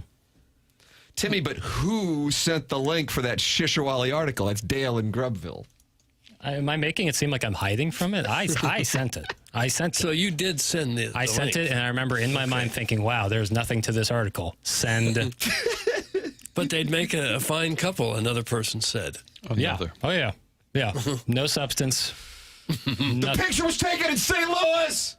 Okay. I didn't know if it's St. Louis or Kansas City. Feels like said it's Kansas City, but feels like it doesn't really matter.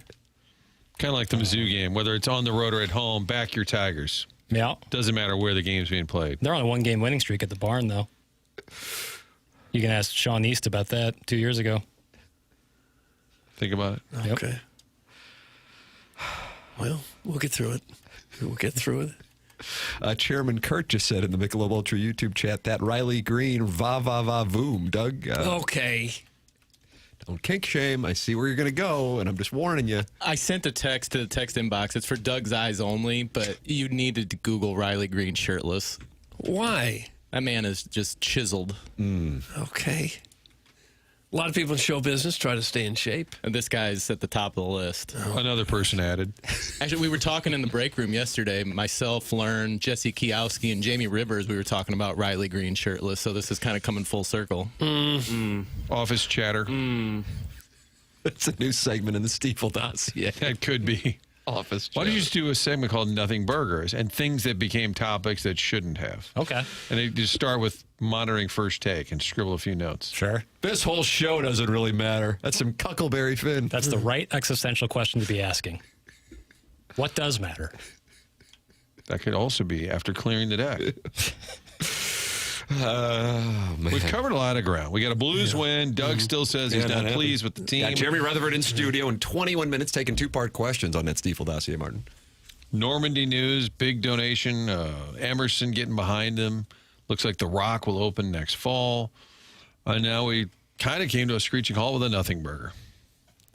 No offense to I don't think Papers, it's a ever. screeching halt at all. I think it's just. I can't wait to play Normandie when it opens up again. Oh, you and me Jay both. Jr., did he run it for a while? Is that what it was? Absolutely. Okay. He wouldn't like when people would call up there and ask Yeah. if it was going to rain. He had to put out videos saying, Some of the Daddy best is not a weatherman. Some of the best videos. Because I was working at a golf course at the time. He was putting out those videos, and he was preaching to the choir. He had a video where he said, please don't use the restrooms. He said that people would take their morning constitutional. And Senior Iggs didn't like to pay? No, Going to- God, no. Okay. For anything, really. Okay.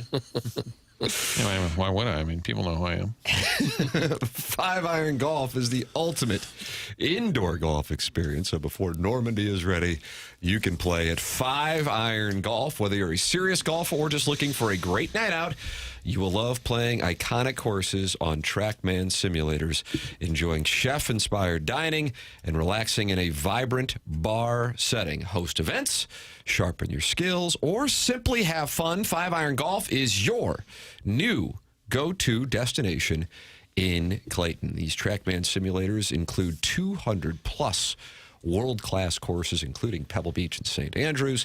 And if you just want to practice, you have the TrackMan, and you can track your data, various range settings. That's what I love to do.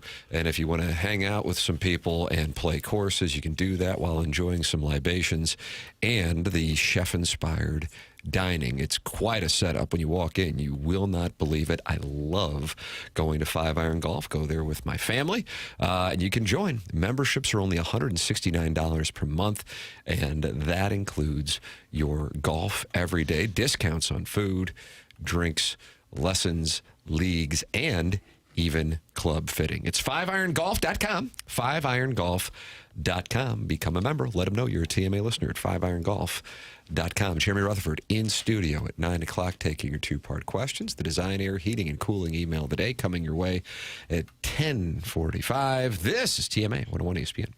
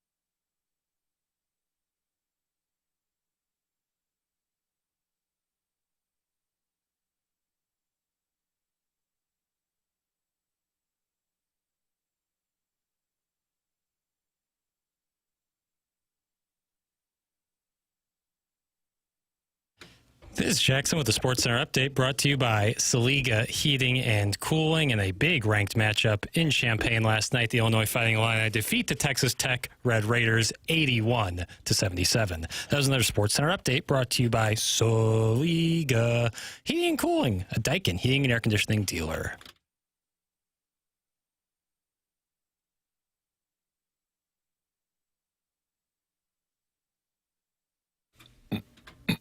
Oh, look at this. You're changing your tune. Yeah, I felt like we got off to a kind of a sad start to Monday's program, but weather started to warm Wednesday. up. Yeah, so Wednesday's arrived, middle of the week. Sunny skies in St. Louis, Missouri, a Blues win. Well, I think Illinois played what you call the world-class basketball game in defeating number 11 Texas Tech. Yep. Yeah, so I think it's I think the worm is starting to turn a bit. You already had your ween out, so we've got new music to play. What was that? Well, we had Ween Wednesday. He already played that. He had that out earlier. And then now we're moving into Bill Withers, the great Bill Withers. Guys, I got a question. Okay. I don't usually take them, but... Well, Jeremy Rutherford's doing two-parters. Okay. Coming up at 9 o'clock. So, Blues fans, that's coming your way here in He actually has to bring a notepad just so he can handle the influx of questions. Mr. Siders asks, what's with the producers of this show going on vacations with other guys? That's from Mr. Siders. Chairman Kurt, Jackson, I guess that's directed in your purview? Yeah. Did that come up today? Not to my knowledge. It might have been in the pre-show meeting. I forget a lot. We now are doing those live on YouTube. Kurt talked about the dreamy Riley Green. But they weren't traveling together. Kurt often travels alone, which led to people believing he was a serial killer. I did go to Mexico with my best friend. Sometimes you just got to get away with the boys. Yeah. It's more fun to travel with someone. It's also easier. Two people can figure out where you're going and where you need to be as opposed to just one. What a ridiculous text. Okay, calm down. It's just a ridiculous They're single text. gentlemen, so they enjoy taking trips with friends. I think Siders are just hating because he can't get away with his boys. Maybe he didn't have any boys. Oh, damn. Well, here we go. Here we go now. I don't know why he would send in such a text, but it's not like it's weird to go on vacation with your friends. You pretty much had it now, haven't you? And you got grilled because you went with your buddies up to Obie Clark's on a weeknight to watch some sports because that was so weird. Right. Well, he also went camping with 19 other fellas in Tennessee. Wasn't camping, wasn't 19. Okay. Might have been a baker's dozen, and it was in a large home. It was log, but I wouldn't call it a cabin. But yeah, that did happen. A little suspicious. Okay. Doug also tells a story about driving down to Fort Lauderdale with all of his buddies. You don't hear anyone being like, oh, just smooch him there, Vaughn. Oh, Smooching with the boy. There were 5 of us in a Lincoln Town Car, I think it was. Someone got their dad's Lincoln Town Car. Wasn't near big enough. What made it a town car? I don't know. It's just what they called it. It was big car. They didn't have minivans back then. Sure. A lot of those cars were real heavy, weren't they? Just made of... Oh, yeah. With huge engines. You could go 95 miles an hour. We met some creeper at our conference who was heading to Disney by himself. No wife, no kids, grown midlife man. Creeper alert on high. That's Sharon in Clayton. She's at a conference where single gentlemen are going to Disney World by themselves, I gather? Well, everybody has to see it at least once. But you'd like to go maybe take a child with you, wouldn't you? Hopefully one that you know. Right. Even if it's a niece, a nephew, a grandchild. Don't apologize for having friends, Kurt. It's a slippery slope with this crew. Also, treat yourself and email Jay Delsing while he still has some golf balls left. That's from Arbor Day. I'd love some golf balls. What do you play? You like left dash because of the spin? I don't care what they are. I never notice any difference. I'm not good enough to notice much difference in the balls. Doug shared a room in Columbia with a bunch of dads. That's from Chairman Stephen Wildwood. Had to sleep on the floor. And that doesn't get brought up either, does it, Jay? No, they're out of hotels. Selective, isn't it, Papers? I wouldn't go after Doug for that because I understand. But I'm just saying, where's the, How about a fair shake for my guy? Right, call it both ways. It was there in the streets. Well, I get it. Worsonwood's Wacko has questions. Okay. I don't really remember putting my life up for survey. What are your thoughts on Jackson's private life? Isn't necessarily, but I'm fine with it. Yeah, you're okay. Comes with the territory. He wants to know like what the bed situation was in the Smoky Mountains. I slept on like a windowsill, dude. It was nuts. Now Windowsill? wide. It was like a wide windowsill where they had put like padding down, and they like counted that as a bed. I was like, that is very creative real estate work right there. Yeah, gosh. But Yeah, it was you're out of kinda- space when you're sleeping on the windowsill. It was pretty though, because it was out there in the middle of nowhere, so it was just like stars. Yeah. I thought it was pretty cool, but it was a one-man windowsill situation. You suppose you'll ever sleep outside again the rest of your life? I'll probably go camping at one point in my life You again. I won't look forward to it, but I probably will. Mr. Siders is back. When I think of Tulum, I think of cuddling my best mate, tongue wrestling all night long. Mr. Siders, usually critical of Jackson's 7-iron distance today, critical of Jackson and Chairman Kurt's vacations. Don't know what to tell you, man. Don't know what to tell you. No. This segment's getting me all sorts of turned on. Thanks, TMA. Okay. That's from Richard Toast. That's always the idea. It's really the idea with QFTA. Really try to get you going. Yeah, we do. Yeah, sometimes you go on vacation with your significant other. Sometimes you go with your friends. One's not weirder than the other. But if you had a significant other, you wouldn't leave them to go on vacation with a friend. Yeah. You would? Yeah. Well, like just one friend or a group of guys. What would the significant other think about that? If you just went with one other friend? Well, if you just left them behind and went on vacation without them. So when you get married, you're expected to just never do anything independent of this person ever again? Pretty much. Sign me up for that. I don't know what to tell you. Guys, is Windowsill one of Jackson's buddies from grade school? Thanks. Free perk. That's Brian Henshin. I can understand Colts. Because you do have weird nicknames for your buddies, that's not bad. I have weird nicknames that I call them on the radio. I don't actually call them mostly For these sure. names. But So you could- don't call Herb. No, that's a difference. I sometimes call him Herb, Okay. but mostly call him by Private his real Citizen name. Pete, what do you call him? Pete Okay. And what do they call you? Jackson. Oh, they do? Yeah. You don't have a weird name? Not really. But you could have a friend, knowing the tone of the show. If you said, oh, tonight I'm going to watch some Mizzou Hoop Rock, Windowsill and I are going to go up to Obie Clark's. That's right. That sounds possible. Very Get those fair. dirty wings. I'd I recommend think that. that's what fair. Henshin grabbed onto. Delicious. No, Is that what you're doing? Is that where you're watching the game? No, Missouri, Minnesota. That will be in my chambers. You going to do a live stream? No, only for postseason. I don't need to exhibit myself like that during a non-con game. Sharon and Clayton. Doug, girls trip? How else are we going to ride around on a trolley and yell, woo? Well, That's that's Sharon true. and Clayton. Yeah, bachelorette parties. We'll give you a pass on that one. Yep, if you're tired of money and being right, then you need to get yourself a wife. That's from the sheepy reporter. Doesn't sound like he's enjoying his marriage. If you're tired of money. I'm leaving. Well, there's some truth to that, sure. All he does is hang out with guys. Dude hasn't seen a girl in ages. Harrison's brother, Master, always monitoring Jordan, Cairo, Jackson, and maybe Kurt. I don't know. Why do they care so much? I'm an easy target. I mean, we're all sitting here for 4 hours. Yeah. I'm literally a sitting duck.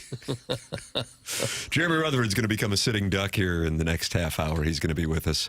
Brought to you by Mark Hanna of Evergreen Wealth Strategies, taking your two-part questions on the St. Louis Blues. That is coming up here in a matter of moments. I would like to recommend 100 West Dental and Dr. Brandon Pryor, great sponsor on TMA, and somebody who is offering $1,000 off Invisalign when you mention my name at 100 West Dental. No phone calls needed to get in either. Just check the calendar online at 100westdental.com for availability and book right then and there. It's 100 West Dental, and if you don't have dental insurance, that's not a problem. The membership plan aids in the cost of dental work for those who don't have dental insurance. 100westdental.com. Dr. Brandon Pryor. I know people go, man, I don't want to go to the dentist. It's not what I want to do.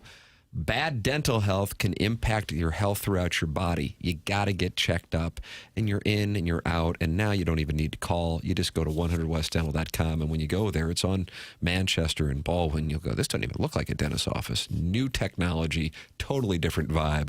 100westdental.com.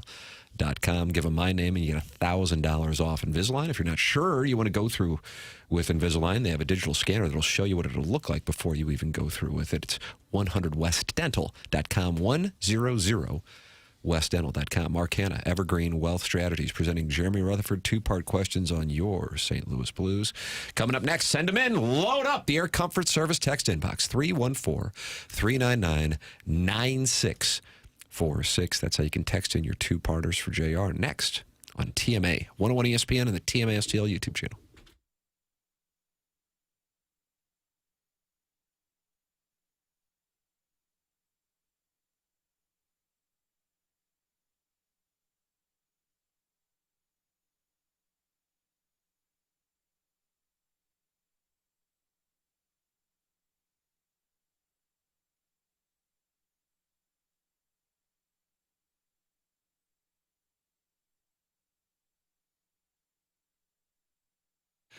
Your hometown home loan provider. Of course, when I say that, I'm talking about Together Credit Union. They're here for you throughout the entire process as your hometown home loan provider. Together Credit Union has a home loan solution for every buyer out there. Get in on the action, whether you're buying your first home, downsizing, sizing up, second mortgage, whatever it is, they have a plan for you. Fixed rate, adjustable rate, conventional, jumbo loans, all of it. And we like these specialty loans, including the community contributor mortgages that are designed for teachers, firefighters, healthcare, and emergency medical professionals.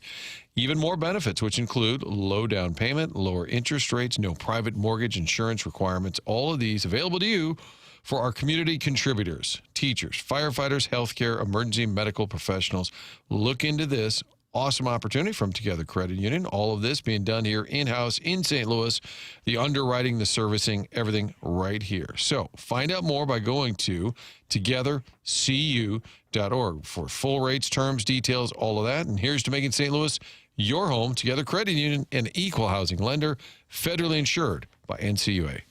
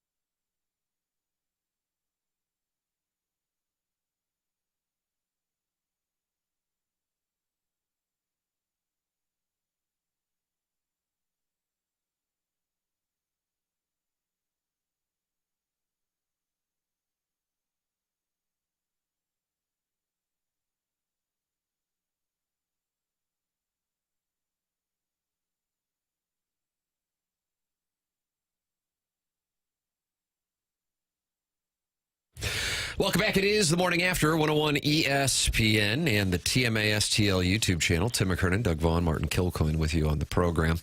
And you're welcome to participate because Jeremy Rutherford is here, presented to you by Mark Hanna of Evergreen Wealth Strategies. Unbelievable. This is the gallery. What's up, boys? Well, the people want to text in those Air Comfort Service text inbox with the 314-399-9646 for the two-part question. Did you bring your notebook to track them today, or are you going to go from memory? I'm going to do memory, so I'll probably be asking you, can you repeat that a couple times? And also, don't let me forget, like I have a couple weeks, I have a two-parter for you guys. Ooh, Doug isn't taking questions. Martin and I will. Okay. But Doug will only do that over text if you want to do it with him, but he won't do it on the air. Hey, JR, my wife said she liked your wife's clothes she had on the other day. Any idea what she was wearing? Christmas is coming up. That's from Dillian Harpoon. Do you know Dillian Harpoon? Hot start. I do not, and I've never seen my wife in clothes, so I don't know. How am I going to explain that to my kids? You're not swingers, are you? No. We went through that a couple weeks ago. You were probably in the Hamptons. Probably so. Given his longevity after the Cup win, will Binnington go down as the best Blues tendy of all time despite his down years? And question 2, would you like to join us for dinner tonight? Mrs. D-Gen is making venison steaks and jalapeno poppers. That's the D-Gen from Jeffco. I don't have a long drive. R.I.P. that toilet. Do we have bacon wrapped around those jalapeno poppers? D-Gen, you'll have to call in. Yeah, you got to call in. Are you guys taking calls today? We are taking calls. Doug's not taking calls. No, it's just stop at the question. Hey, there's going to be a statue of Jordan Binnington at Enterprise Center. That's my thought. He is the best goalie they've had in their franchise history, don't you think? Yeah, He'd be number one when it comes to the career and what he's accomplished, for sure. Yeah, with the Stanley Cup, and then now all of a sudden the most wins and the most games played, and you could look at obviously other goaltenders throughout the history of the franchise. Curtis Joseph, Grant Fuhr, even Marty Brodeur, cup of coffee here. But you look at the career, and it's Jordan Binnington. So what do you guys think? I wrote about this a couple weeks ago. When they do the statue of Jordan Binnington outside, how do you think it's going to look? Because you got Hully, you got McKinnis with their poses. Kick, save, and a beauty. That's what I see. Kick, save, and a beauty. That's what I visualize. Maybe a little puck in his back pocket. Too soon. I asked Joel Hofer, and he said it's got to be raising the Stanley Cup. Because that does distinguish him from some of those other greats. Yep. You really think he'll get a statue? I think so. I think that if you look at that group of players from the Stanley Cup team, there's certainly a number of them that contributed and probably will be in the Blues Hall of Fame. But I think when it comes to career and what he meant to that Cup team, I think it's going to be Binnington. You think Tim will get a statue here outside the radio station? Ding, ding, ding, ding, ding. Ooh, doing his own. I like that. I think it's the right thing, though, and thank you for championing the cause. Okay. JR, I remember being in the newsroom when the Post-Dispatch gave you an award for filing your 900th story, and how Joe Strauss grabbed the award and hid it in his pants. I've never seen you madder. That's from Newt Bowl eligible, who used to write at the St. Louis Post-Dispatch. Hey, I've always wanted to tell you guys this Joe Strauss story. You guys obviously familiar with him with the balloon party stuff, and I hope that he doesn't strike me down here when I say something like this. But he would call and ask some questions about the Blues, because he's writing a column the next day, and I'd say, "Well, I'm hearing this, and I heard that, but you can't write that because I heard that from this person." The next day, I wake up and all that stuff's in the column, and he's writing it with just like fire and like, Joe, come on, man, settle down. Let's see. Jordan's statue should be that save in Game 7 against Boston. Leg behind him. That's from Doug's prison wallet. Legs akimbo. Legs akimbo, I believe. Okay. JR, can the Blues trade some opponents so they can play the Flames 10 more times? That would be a hockey trade, correct? And second question, deer and jalapeno poppers is about as Hoosier as it gets, but doesn't a sit-down Jeffco meal also require a constant flow of Velveeta and Rotel that sat in a crock pot from the 60s for 10 hours? Oh, That's Carlos Spicy Wiener. They don't do that in other places, Chairman? That's a thing. That's a staple where we live. Yeah. What about sometimes you have that Rotel out overnight, and then I'll go for breakfast in the morning down to the kitchen. Yeah, lay a base for the day. Let's I don't know what this has to do, but if you want to tend to it, JR, how would you go about fixing the St. Louis airport considering it's a piece of dog ass? Oh, Lambert Hooterville, Joe Strauss used to say. Right? Yeah, I guess. I don't know if you have any airport thoughts, but the people are asking for them. Not too many thoughts. I put my head down, and being such a popular guy here in St. Louis, you wear the sunglasses. And, yeah, sure, I understand. And put the hat down. So I don't pay it too much attention. But I'll be at the airport. I'm going on this next road trip with the Blues. You're gonna pick some cities. Might as well pick Toronto, New York. Right? Well, is it 5-gamer? The airport has a plan right now to make it one big terminal instead of two separate terminals. They're getting ready to spend hundreds of millions or $1 billion or something to try to. Well, I think Jack Nicklaus and his people went out there and looked at it and said, we can't do anything. Yeah, he could do it. He just redesign. Hey, JR, weekly Cairo update. Health bomb last Carlos. week. That's Harrison's brother, Master. Harrison. 13 minutes last night, yet the organization says he's a core player. LOL. 3 coaches. LOL. Harrison's brother, Master. There wasn't really a question as I read that, JR. Or every week.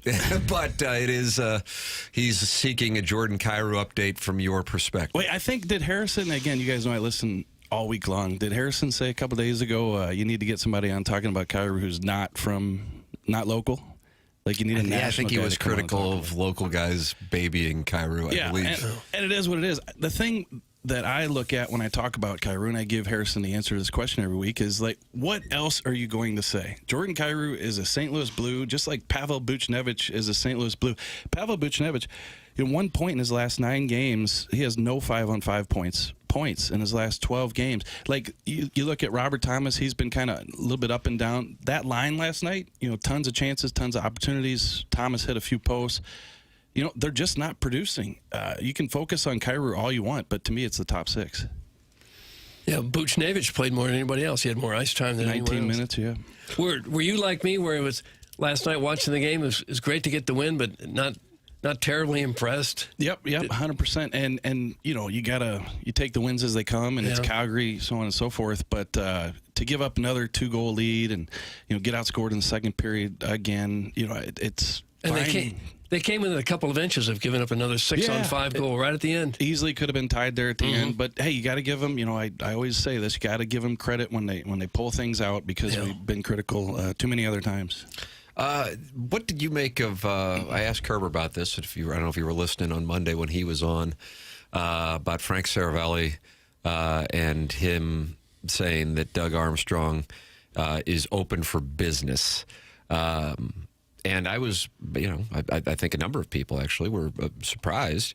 Number one, to see that, but open for business, that's vague in the sense of he's making calls, or is he just getting calls because people are going, oh, maybe they want to make a move. What is your understanding of the Blues' mindset with where they are, even though it is, 20% of the way through the season? Yeah, when you did the interview with Kerber, I was having beers with Seth. Sorry, I just wanted to say that one time there. Oh, did you? That was early. 8:50, you got to lay a base after you go down and get out of the crock pot. Quick trip parking lot. Yeah. But no, so I saw, obviously what's reported about Doug Armstrong being open for business. But here's the way I look at it. It's like the 3rd year that we've heard that Doug's open for business. I think that what happens, you guys probably heard this before, but not only is Doug possibly taking calls and also making calls, but there's a channel for the GMs to put that information out, what they're doing, open for business. And, over the years, it's even been an email. You blast an email out to the other GMs. And I think there are GMs around the league who have felt the past year or two that when Doug got it out there that he's open for business, and he knows it's going to get out, that he's sending a message to the players, and whether that works or doesn't work or whatever, it's kind of a threat to the players. Like, listen, we can change things up here. You can be. I know a number of them have no trade clauses, but I do think that Doug has fielded calls. I know that for sure. I know that teams have reached out about Jordan Cairo. I've heard that he's potentially made calls. There have been reports about that where teams are saying, hey, we're just not ready yet, so you'll have to circle back. So there's communication going back and forth, but I think big picture, this is just a situation where Doug sees the situation for what it is right now, and he knows that eventually he might have to do something, and this is just kind of starting to lay the groundwork. JR, one-parter, what did you think of the music the other? I mean, it doesn't matter, but I just thought it was really interesting that Jim Montgomery felt the need, as he said, to get some energy for his team. I just think that's telling in terms of kind of their collective personality, maybe. And the fact that he admitted, like, I'm trying to, let's go, guys. Let's get a little spark here. I mean, it's an interesting tact. It's definitely a fair point to say, hey, look, if you got to jam the music in practice, if you're looking for something, like, where is it from within the team? I totally get that. I don't get too caught up in trying to, and I'm not saying you're reading too much into it, but, just like, oh, gosh, they got to do that. Well, then they must need X, Y, Z. Coaches are constantly across the league. Over the years, different coaches here in St. Louis, they've all done weird things. A lot of them don't get reported, but they're just trying to mix up the monotony of the long season. Like, you guys know that the baseball season is a long season, but hockey, just for whatever reason, you get to those dog days of January, February, the Blues are off to such a tough start that those dog days are going to come sooner. And I felt like whether people looked at it as the Blues are missing something because they got to play music, I get that. But I just think, you try to mix up the work days and make it fun to come to the rink. Yeah, and I didn't think it was a big deal. It was kind of fun. Right. I had no problem with it at all. I just think it speaks to the fact he's recognizing maybe what we recognize, that it's kind of a quiet For sure. group. Needs a little, you could always slide a note under the door, too. That doesn't always work. I think there's something to the fact that when your best players, the opinion leaders on the team, are quiet and laid-back guys, and that's kind of Thomas and Kyrou and Bennington. They're not real firebrand personalities. Right. Then the younger guys aren't going to be that way either, and then suddenly the whole team is kind of quiet and laid back, which is not really maybe what you want on a hockey team. No, and I agree with you. The one thing, this isn't to counter what you're saying, but I think you talk to people the last 10 or 15 years in hockey, and the style of leadership has changed. Like, we're used to the Brian Sutter, rah-rah, and, not just here in St. Louis, but across the league, it's kind of changed, where you do have those leaders who publicly, the perception is they're pretty laid back. Obviously, we don't know what they're like behind the scenes. But, yeah, you're right. I mean, I feel like when we interview the players after the games, you guys know, like, it's the same canned answers, right? But what's really, truly happening behind the scenes, we just don't know, how loud they are, how effective they are, how, do they hold them accountable? And we can only assume that they do. Jeremy Rutherford with us. Can we ask you to stick around? Or you got duties? Yeah, no, I got a couple minutes here, and but as long as I can sneak my two-parter in here. Oh, you better believe it. JR's going to ask us his two-parter. Okay, first part is, do you get... I was going to take a break. Is that all right? Oh, you got a break coming. Yes. Okay. Is that all right? Yeah, for sure. Okay. I just want to make sure Jackson, are you cool with it? You have a hard out at 9:20. 9:22ish. Oh, I didn't know that. All right, then we won't break. I apologize. Plow through it, Tim. Just plow right through it. Ted Topple would do it at Nightline. Just keep going. We'll plow. JR, what's our two-part question? Well, two-parter, guys. When you sit down at the commode and you are doing your business, gosh, how what happened to this journalist do you get when you turn and look at the toilet paper and it's empty? Oh, is this at home or somewhere publicly? Well, I don't go to your house, so it's at my house. Yeah. Oh. Well, isn't that what shower curtains are for? Oh, wow. Oh, so well, you'd get very upset. The roll's empty. Like, you got to walk the 20 feet to the... So you have more in the house. Yeah. It's just not right there. You should probably size up that situation before you go. All right, and then the second part of this question is, when you know it's somebody else in your family that did this, do you send the text message with a picture of the empty toilet paper rack to them like I did today? Doug is not a fan of I don't do that, no. You do that today? You had to do that today? I got so frustrated. This might be the 15th time this month I was so upset. Really? Can I ask? You got a crisis going on. Is it a kid? It's a 45-year-old kid. Called out his wife. Wow. Yeah, the wife we took might a hit. need some counseling. We opened the segment with Dillian Harpoon referencing JR's wife, and JR closes the segment by referencing his wife and the toilet paper crisis in Jefferson County. And now the sponsor of the segment, Mark Hanna, chiming in by writing, "This is what I'm sponsoring." So he's not happy. Might be a cancellation coming in now. I would like to be a ghostwriter in response on behalf of Mrs. Rutherford, saying, if you didn't shove all those nachos in your mouth at the Blues game, you wouldn't be on the crapper all day. Failing to prepare is preparing to fail. You got to scout before you sit. Scout, I like that. His fault, not her before fault. you sit. Okay. And if you're the person who runs out, and it's almost never where you would run out, and that would be like the last sheet you need, but always replace. If you're going to use, then replace. But you should also scout before you sit. What about like if I run a Target and you get one of those stands that holds about 5 rolls? That's a great Are tool. those still in vogue there? Oh, yeah. Because you got a lot of time plan. to stare at it to notice it's going down. It's going kind of like your gas meter. It's going down. You got time. Wow. So I think Tim, he'll work through this. I think what we've learned is JR has a heart out unless he has potty talk. Yeah, I noticed that. Then he can stick around. And you've turned Sharon and Clayton off. She says, that's it, I'm out. Oh. She's gone. And we're late for the break, and I'm late for the pod. There you go. What an JR's ending. got pod I was like responsibilities. giving up a goal with 1.6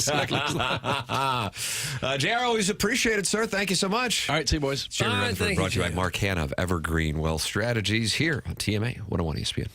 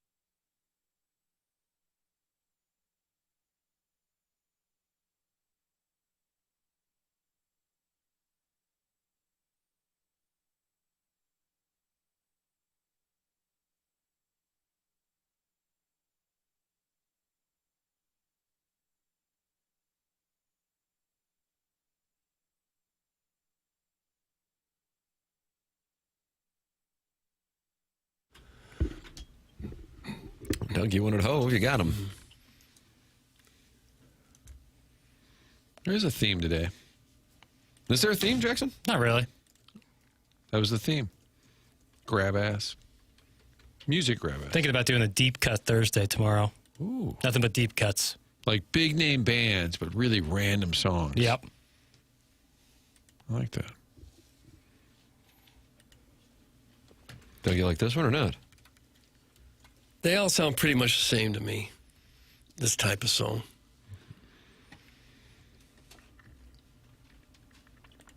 I like this song. I got to find you that video of TMZ. God, I love that video. And they're on the streets of New York, and I've told that story, but somebody with their cell phone gets right in Jay-Z's face. I bet he loved it. And just turned with a mean mug look and said, "You know better." And you just see the person retreating.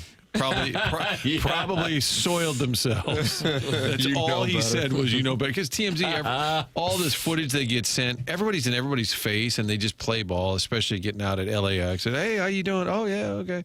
And he just pushed them away verbally. Well, most of them are set up in advance. Is that right? Like they know they're coming? People call it on themselves. That's the gig. Well, PR people do, yeah. I saw Kevin Smith on TMZ last night. He didn't look at all the same. The filmmaker lost all that weight. Yeah. But he gave him like a 5-minute interview on a cell phone. The people watching is pretty good at any airport. I bet it's spectacular at the LAX. Problem is, Doug, you and I wouldn't recognize anybody. No, I wouldn't nowadays. No. What about at Lambert Regional? Doug and I would be like, "Is that Burt Young?" Kevin Smith always does the bad move of baseball cap with suit jacket. You think that's a bad look? Yeah. Only if you just got drafted in the NFL, NBA, or NHL does that look Quick good. thought, yeah. Otherwise, you look kind of goofy. Yeah. It's like I'm here for business, but I have a backwards hat, so Yeah. I can have fun. I'm still That's a what real he said. card. Get out of here. I love Clerks, don't get me wrong, but let's not do that. Jackson's going to Kevin Smith. Unless you're covering up something on your head, I guess. Yeah. You don't have your hairpiece on. Yeah, male power and baldness is real. Why do we Blues fans not realize Kairu's value? We praise players like Sundqvist and Toropchenko. We have zero ability, but hate on a 30-plus goal scorer. Also, how does Booch seemingly avoid hate from 101 listeners? That's from the 314. We brought that one up a bunch. He just he does escape widespread criticism, I would say. It's certainly way more prominent here over the last month than it was last year, although that was percolating right before Four Nations. But yes, Kairu is the guy. I believe we were discussing with JR a couple weeks ago the chronological order of it in the last decade. I think Bouwmeester, Parayko, Kairu. Am I missing one? I feel like I might be missing one in there. Those would be the targets. Yeah. But now it's usually somebody that you have really high expectations for. Still a really good player, but you wanted them to be better. I guess that's it. Kairu's had 31 or more goals 3 years in a row and still gets a lot of the heat. Yeah, I don't know why that. He's also durable. Hadn't missed a game in 3 years. the reason is because we don't like figure skaters. And then there's profanity, but he put asterisks. Oh, gosh. From the figure skaters. You like them when they score, don't you? Fella. 636 call in 314-974-0101. Collier and Thompson phone lines. The Blues did win. We were just talking it over with JR. Here is Jim Montgomery on what he had to say in the final minutes of the third period before the Blues withstood the 6-on-5. But most of it was just take a breath. Like, we've played a good hockey game. It's 3-2. Now let's be the way out. Let's talk to each other. Let's have composure and move forward here. Take over the rest of the whatever was left. I don't remember exactly what time it was, but I know the last 4.5 minutes were really good by us. How about that, Doug? That surprises you. I thought they were dominated the last 4 minutes. They could hardly get the puck out of their own zone the last 4 minutes. They barely won a face-off over the last 4 minutes. You were at the Blues game. Yeah, I kept thinking that they're too much in a defensive mindset, that they got to press up the ice a little bit, but they didn't. Well, he knows a hell of a lot more hockey than I ever will. So back at it Friday. Rare Friday night game. It's almost always Tuesday, Thursday, Saturday. Tuesday, Thursday, Saturday. We got a Friday night. The Flyers here, Doug, a chance to win you over with that performance on Friday.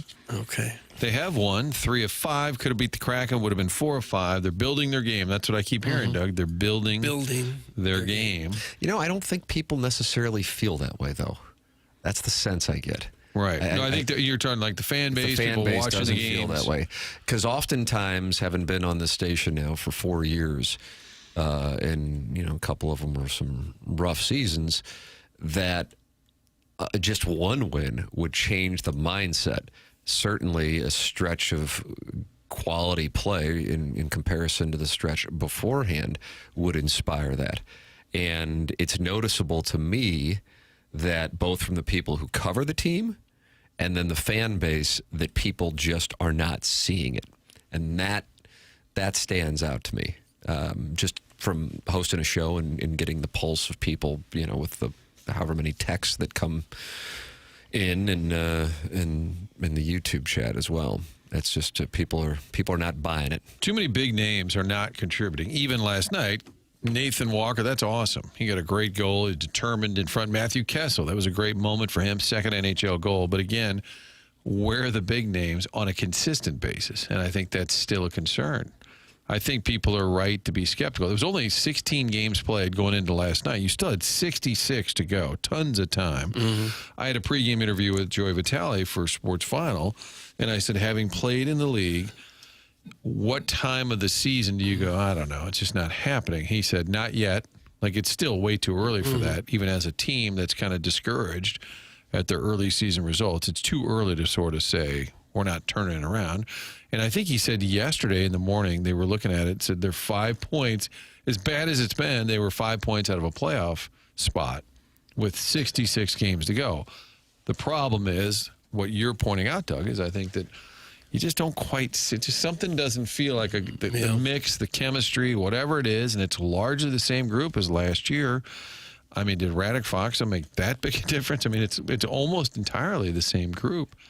And Montgomery switched the lines a ton. They switched the pairings on defense. They're trying a lot of different things, but just I hope you're wrong, Doug, and I know you hope you're wrong. But you're right. It doesn't feel like they've turned the corner. Well, if you're trying to find the silver lining, maybe it's that you got to figure that their best players will become their best players at some point. They're going to pick it up. Their history would tell you that this is not who Robert Thomas and Jordan Kyrou are, that they're going to start scoring goals, picking up a lot more assists, and when they do, they can right the ship. Robert Thomas was injured, and then he didn't make that Four Nations, and I think it kind of pissed him off. Remember, and I think he talked about it on this show. He was disappointed, and then he went on a heater. Yeah. Holloway went on a heater. Everybody was kind of playing at the high level at the same time. Holloway did score last night. Monty in the pregame yesterday was saying that Holloway was starting to do everything right, so maybe he heats somebody. And we've said this even with the Cardinal team. You just need, can somebody get on a heater? And maybe that kind of leads the way for everybody else. Yeah. Well, Doug, where are those blues glasses? Jackson, did you try them on? Maybe I need the blues to make you feel like Alice in Wonderland, like you just dropped something. It really does. Well, yeah. You got to figure that these guys are going to be better than they have so far. I mean, Thomas and Kyrou, they're not going to have 8 goals when the season's over at this point. I wouldn't think. But, yeah. They better hurry up and get to it because they're going to dig themselves such a hole that they may not be able to dig out of it. The rare Friday night game provides the opportunity. Is a Friday night game at Enterprise Center as big of a pony as a Saturday night game? And by pony, you mean... Doug, are you new here? Come on. You mean a big party going on at the game? That's right. I would think so. It's not a school night. My wife asked me to go see The Notebook at, I don't know where it's being Was this performed. a test? Well, if it was, I either passed or failed immediately because the answer was no. So, so she's going with a friend on Friday. So that means I got the boys. And I thought, you know what? My 3-year-old, he just got out on skates for the first time this week. So 8-year-olds played. Maybe we go down there. Go to the game. Only a 2-period game they're doing on Friday nights. It's kind of a thing that they do. And get some White Castles on the way home and just settle in. You go see The Notebook with your friend. That's fine. Yeah. You ladies will have a wonderful evening. I hate that I can't be there. Yeah, sure you do. And then me and the boys will go see some Blues Flyers, Pony, get some White Castles on the way home, and probably wash it down with some Blue Train. That's what I'm thinking. Which White Castle would you stop at? It's a great question. Would you So go many down by wonderful Busch options. Stadium? That's a nice one. Yeah. You don't feel threatened standing in a long line to get your food or anything. You don't have to look behind you out the side view mirror. I think I'd be at the one right across from the patron saint of the Peach Fuzz Oh, mustache. you drive almost all the way home. Right. And then pick up the castle. Well, the burgers would be fresher. Thank you, Jackson. That's exactly right. You don't eat them in the car? You get those burgers, you eat them immediately. You don't wait till you get anywhere. I don't like to eat and drive. Look at you. Because I often spill, and if I spill You something, spill food? yeah, Really? yep. What dish do you spill, bro? A burger would be. You spill a burger. Does Well, that even seem possible? Parts of it are falling out of your mouth and into your lap. It's more so when it's like a full size burger as opposed to a slider. The slider I think I could actually handle, but like a full size burger. You wouldn't want lettuce or onions on there. Well, I it's like coming them off. right. I like them fully loaded, Yeah. so it's tough. But generally, I don't like to eat in the car. It's focus, you know. Really? Change my name to Jackson's Liquid Burger. Can I have that? Liquid. Yeah. I don't want a liquid I burger. thought those things were spilling out. Tim, can I be your foster child on Friday? That's from Kurt's former coworker. Tim might be the greatest father to walk the face of the earth, Oh wow. despite his time spent creating Excel spreadsheets on Sundays. Some dem hogs. Okay. You and Michael Landon, right up there. I think what's important. Michael I think what's important is that your son, that's obsessed with Mizzou, sort of move on to something else. He has. Oh, good. yes. Because of getting on the skates for the first time on Monday. And now he's been wearing a Blues sweater the last 2 days. Oh, has he really? So, yes, he's moved on. Now, Jackson is going down to Columbia on Saturday, right? 50-50. Gotta get a straight answer out of this guy. Yeah, I just don't have a plan in place yet. You'd Kicked it like around with to, some but folks. nothing's firmed up. You would, Right. you would like it. You like the idea of going. Sure. I wonder if Welcome to some Columbia. hotels had some cancellations after that. I would agree. The Texas ticket A&M prices was. have plummeted. Oh, Yeah. really? Big time. Well, what can you get in the building for? Huh? About 40. Wow. Think it'll be packed still? Hell Think- no. No. You think Not people, on a night game. you don't think people that would otherwise not be able to get in, like this is their chance, want to go see a ball game? Yeah, I mean, if you're someone who out there is less emotionally invested in the Tigers going to CFP, be a prime opportunity. That A&M loss really kind of let the air out of the season. Well, when you're not playing for a playoff spot anymore, you'll do that. Not for you, though. You're going down. Hoping to. With 11 or 12 of your guy friends? No. I'd be more excited if that was the Is case. you and Milk dead? Papers, I'll be there. Lot L. That's from Orson Woods Wacko. Nice, yeah. You going to go by Lot L? If I go, yeah. Nice. If I go. The Huntley of Missouri tailgating. It's just a piece of cement, though, right? There's no, like... It's the people Got it. Okay. that make it the Huntley of tailgating. But don't get there late. If you're trying to park, you got everybody standing. It's really awkward. That is a scene. And everybody's looking at you. You're out of line for trying to park in a parking lot. And it's just, oof. Oh, during the tailgate? Yeah, once it's begun, Right. they do not. Balls in the air. Let's yeah, not, yeah. and then, of course, they're going to help you. They'll wave you maybe like an orange stick, and they'll say, there's one in back over there. And there's 4,000 Yeah. Mizzou maniacs. Just with their praying a kid doesn't run Yetis. out in front of you. Yes. Oof. Yeah. Yeah, that can be a lot. I can imagine. Well, I think you should go.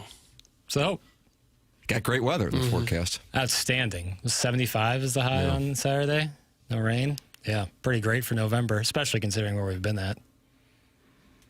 I mean, Monday morning was as cold as I've ever felt. With in the November. wind, well, Martin and I experienced it at the same time. Walking out of Faroe Field on Saturday night, that was unreal. Yeah. The wind. I mean, for entertainment's sake, had it started a few hours earlier, holy crap, what that game would have looked like. Right. Ground and pound, I guess. I mean, Bobby Boots might have kicked a 70-yarder. Hey, if he was downwind, I can see that. I wanted He'd have the leg. As I was standing there recording these stand-ups, Doug, a lot of opportunity on Saturday to get some exposure in the market. I was thinking this would be the perfect Brian Burwell column. It was like, as the cold wind whipped across Faroe Field. And minicams whirled. We're worrying. Yes. And then you'd say the harsh reality hit the entire program. Like this, the slap of cold was sort of fitting. Jackson, I have some Missouri tickets for you, brother. Holler at your boy, Mr. 63011. He has that fast golf cart he was driving around when we played Chris Nagel. Oh. Email me, jburkett@insidestl.com. There you go. Email me. With all of your free ducats. Well, if this gentleman wants to email me, if he's serious, yeah. Okay. Send an email. Well, that's nice. Really nice. The only difference between them Hogs and them Tigers is them Hogs waste no time suffering a season-ending defeat. They get it over with in early September. That's from them Hogs. They did that. They sure do. Well, the Arkansas basketball folks are high on. There you go. As they should be. Email in. Design Air Heating and Cooling email today. Coming your way at about, I would say an hour from now, the morning after, at InsideSTL.com. Doug, can you tell us about Design Air? Well, Design Air, that's the people you call if you have any kind of problem with your furnace or your air conditioner. Probably not going to turn on the air conditioner again this season, maybe this weekend if it gets up around 80, and they're talking about it might. But right now we're focused on furnaces. Doug, lock in. Design Air is going to lock in and get your unit ready to go. Whether you just need routine maintenance, that's what most people need, or a whole new unit, Design Air is there to help you bring the heat. Proudly serving the area since 1904. It's over a century of keeping homes comfortable and customers happy. Not just another HVAC company. They also happen to be the longest running sponsor on TMA, and that loyalty says a lot. At the helm, Seth Goldkamp, fourth generation family member owning the business. Design Air is a name you can trust. They believe in honest work. You're never going to be sold something you don't need. So whether you're dealing with the St. Louis cold or the summer heat, they have got your back with dependable service and no pressure solutions. Visit designairservice.com. Schedule your service today. It's what I do every year. They get great technicians to come out and take care of you. Design Air, comfort you can count on since 1904, and perhaps most importantly, home of the handsome repairman. Ask for the dashing Steve or the bold and daring Adam. DesignAirService.com. Get that furnace tuned up. This is TMA 101 ESPN.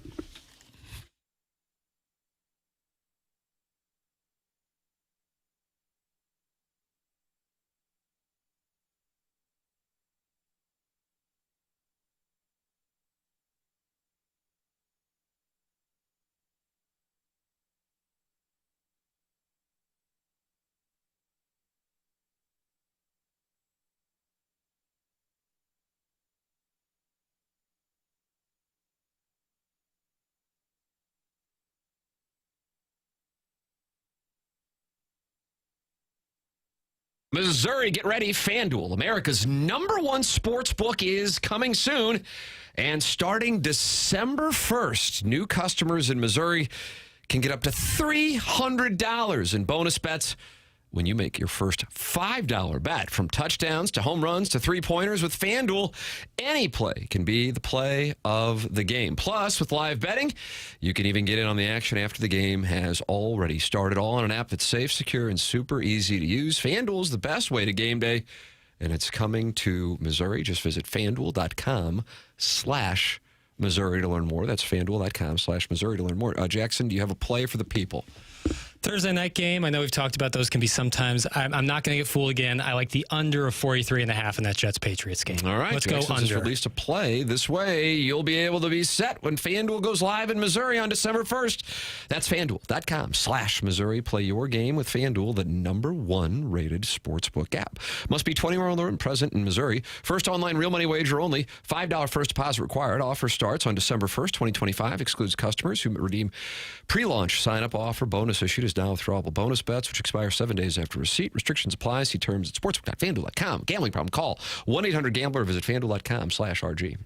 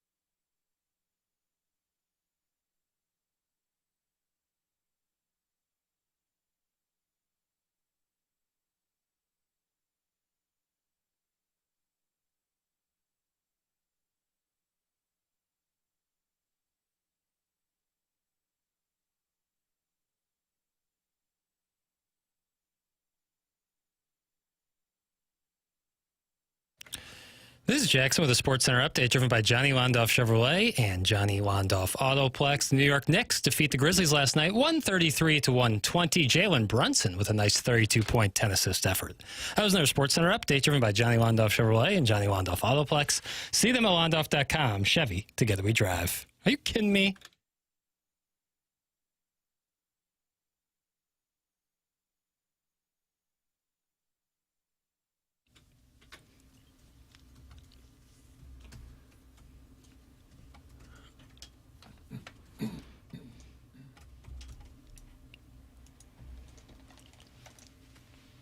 Sickest Ween Wednesday to date. I would say so, yeah. As sick as it gets. Any sicker and we'd be in hospice. Like that. It's TMA 101 ESPN shows presented to you by Brown and Crouppen. Mark Hanna, Evergreen Wealth Strategies, 9 o'clock hour. Doug, I know you're excited for the possible Missouri Bowl, but what about Missouri State? Where are they going? Jackson's got what you describe as a strong message from Missouri State head coach Ryan Beard, who wants to go to a bowl game. What do we got going on here? Well, because they just made the jump to the FBS, I should have had more information on this. Well, it's more stuff for your ears. They were trying to become bowl eligible because I think teams in the first year of their FBS aren't bowl eligible, much like teams that make the jump to D1 aren't eligible to make the NCAA tournament. He finds that to be a crazy notion, and this is his message. Sorry, I'm trying to get this open here to the fans. I think all policies and structure of anything in regards to college football should be around the student athlete. I think everything that we do should be about giving them as many opportunities to compete as possible, as many opportunities to get their brand out on national television, to better themselves in the eyes of the National Football League. How do you know in a bowl game there's not a kid that performs out of his mind and all of a sudden he gets picked up on a roster, makes a practice squad, creates generational wealth for his family? The last time I checked, that's why we're in this business. That's why I'm called a coach. That's why you cover them for media. That's why we all have jobs. So I think every single decision we make should be about our student athletes, should be about the young men in that locker room gutting it out and putting themselves in harm's way to get an extra game. I think if we lose sight of that, shame on us. Shame on us for the ones that got into the game for the right reason. And I think in the modern day era of college football, I don't know if it really makes sense to build a transition period to where there are no rules that give it a competitive advantage. If you want to see a competitive disadvantage, come see some of the things we got going on here at Missouri State. And our players are doing what they're doing despite that, despite those shortcomings of foundational pieces that we need desperately. And they're still 6-3 with 3 games to play, right in the middle of the Conference USA hunt. If you want a good football game and you want guys that love to compete and love to play football and represent what college football is truly about, put the Missouri State Bears in a bowl game. What about that? That's an impassioned plea. He's impressive. So they started a petition to waive that first-year ban from a bowl game. Yeah. It is kind of arbitrary. What the reason it's just arbitrary. Nobody in 2025, I mean, not nobody, but at this point, people have kind of wised up to the scam that is the bowl game, you know? So, who cares if they get to go to a bowl game? They want to go to a bowl game? I'm sure their fan base would be more excited about it than 98% of the fan bases that go to these. Gives them something to play for. You got some schools saying we don't want to go. They're begging to go. Ryan Beard's only 36. It's Bobby Petrino's son-in-law.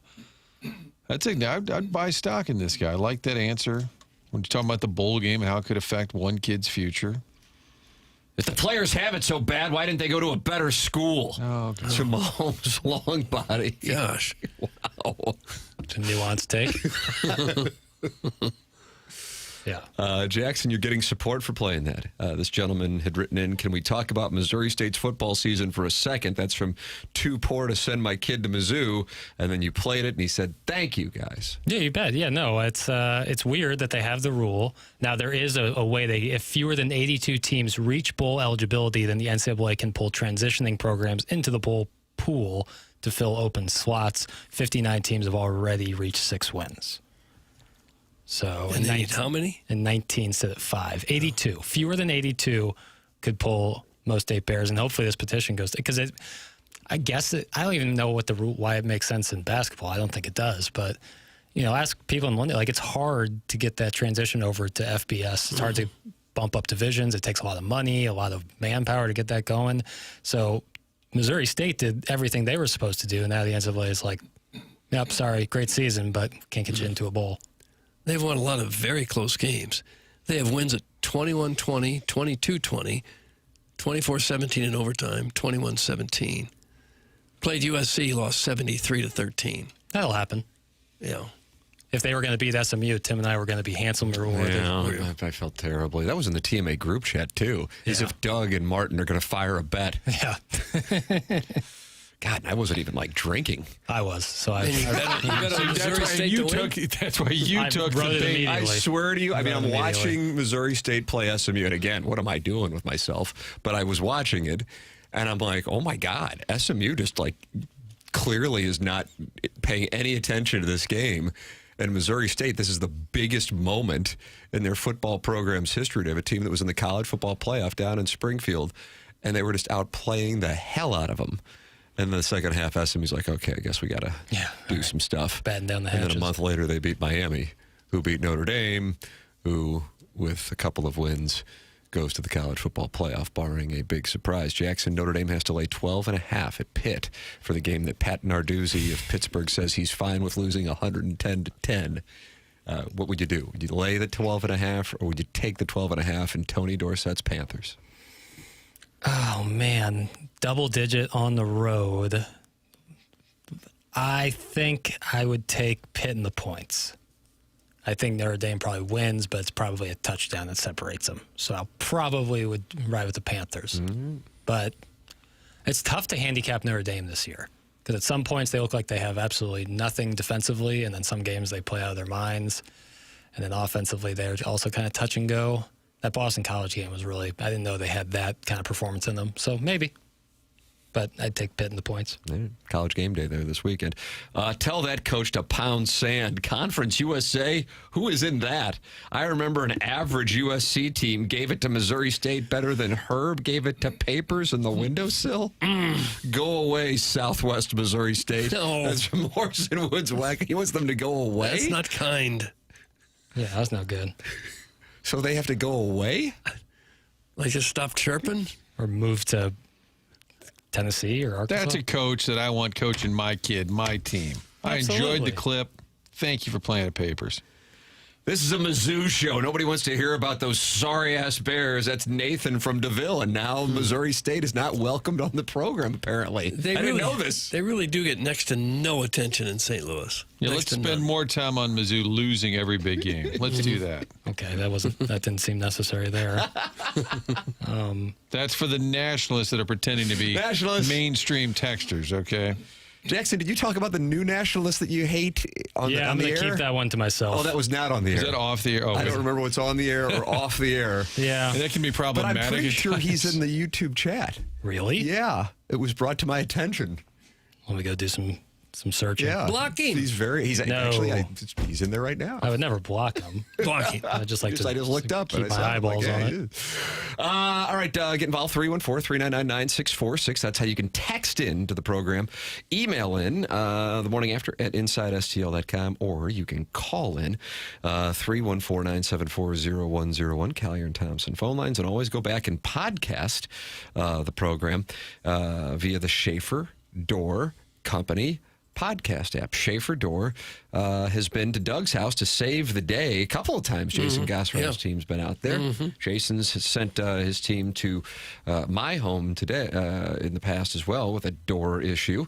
It's Schaefer Door. SCHAEFER door.com. SCHAEFER door.com. Call or text 636-782-3608.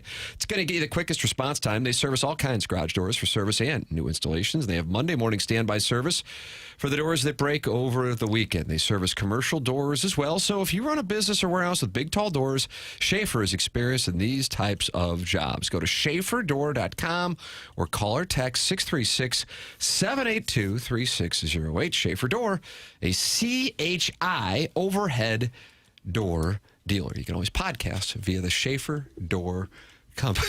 Who is this nationalist and why is her chirping? That's what it says in Michelob Ultra. I went in there. Kenny Bates. I didn't see the person.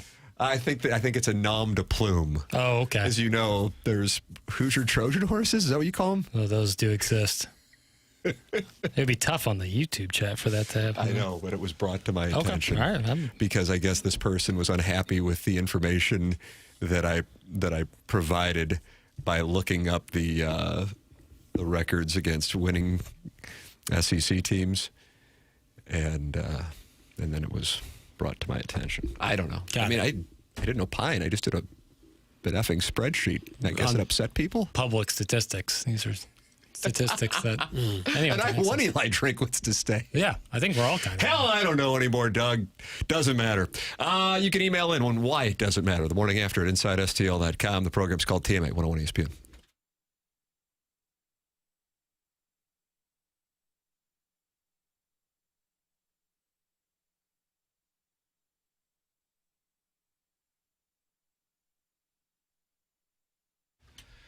Way to save some money here for TMA listeners. Buy a TMA listener. Had a chance to meet with Atlas just a couple of weeks ago here at the 101 ESPN studios, and this is an opportunity to save some money. As your car's warranty expired or about to expire, when cars break, it's always a surprise. Fixing cars is not something that most people can do in their backyard anymore. Dealership labor rates average nearly $200 an hour. The average repair costs over $1,500, while major repairs can run $3,000 to $5,000.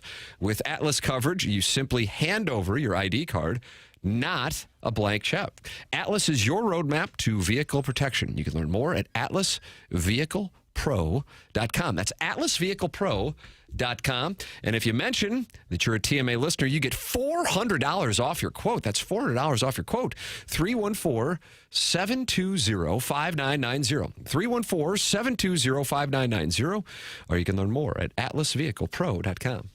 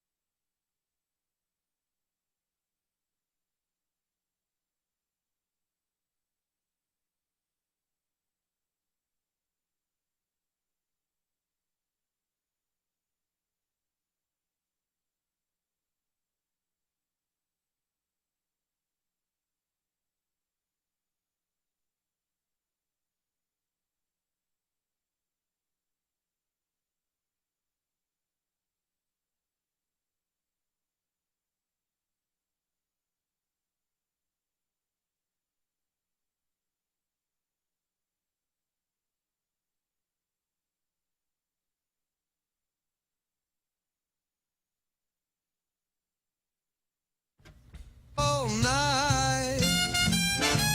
Is that the liquor stick right there? Let's go. I think there's a muted trumpet. Go for the gold. For that cup, I'd sell my soul. Nothing better than playoff time. In the NHL, you got to be primed. Come on, boys. Keep your head on a swivel. Heading for the top, not the middle. People might think I'm crazy, but if we just get hot, we can win this baby. We can win this baby. Skateboard. Oh yeah, the Blues are marching in. Get to them playoffs, boys, just win. We don't care about the first round pick. If you keep these boys together, they're gonna be sick. Colton, Cairo, and the old vet Fowler, neighbors Booch. Come on now, holler. We've been hit hard, but those wounds have calloused. Come mid-June, we could be hoisting that chalice. Oh, we gonna be on there twice. It's TMA 101 ESPN. I love AI music. Does that make me a bad person? Well, I mean, I enjoy the tune, but Jackson experiences pushback when he plays these songs from ne'er-do-wells? No, I think people's hearts are in the right place. I think in some circumstances they would be accurate. This one, the goofy little return song for a program, I would not say is super hurtful. Differences, though, when it starts replacing people and their work. That's where it changes. Okay, that's enough. Okay. That's from John Scores. But John Scores also says in the Michelob Ultra YouTube chat, has anyone mentioned that the Dome opened 30 years ago today, Doug? 30 years ago today, the St. Louis Rams hosted the Carolina Panthers, and people walked into the building and said, I can't believe this building. Yeah. First time I walked in, I said, oh. I was Doug Vaughn's review on Sports Sunday that night. I was just kind of expecting to be blown away, and it was, oh, okay. We'll try to make this work. And we did for 21 years. Yeah. I don't know what the problem was, if the architects had a bad day or what, but they sure didn't design one with that was very pleasing to the eye or anything that the public really embraced. Although when the team was good, it was packed. It was. Didn't matter what the stadium was like then. That's correct. You go there now, and it's kind of depressing, isn't it?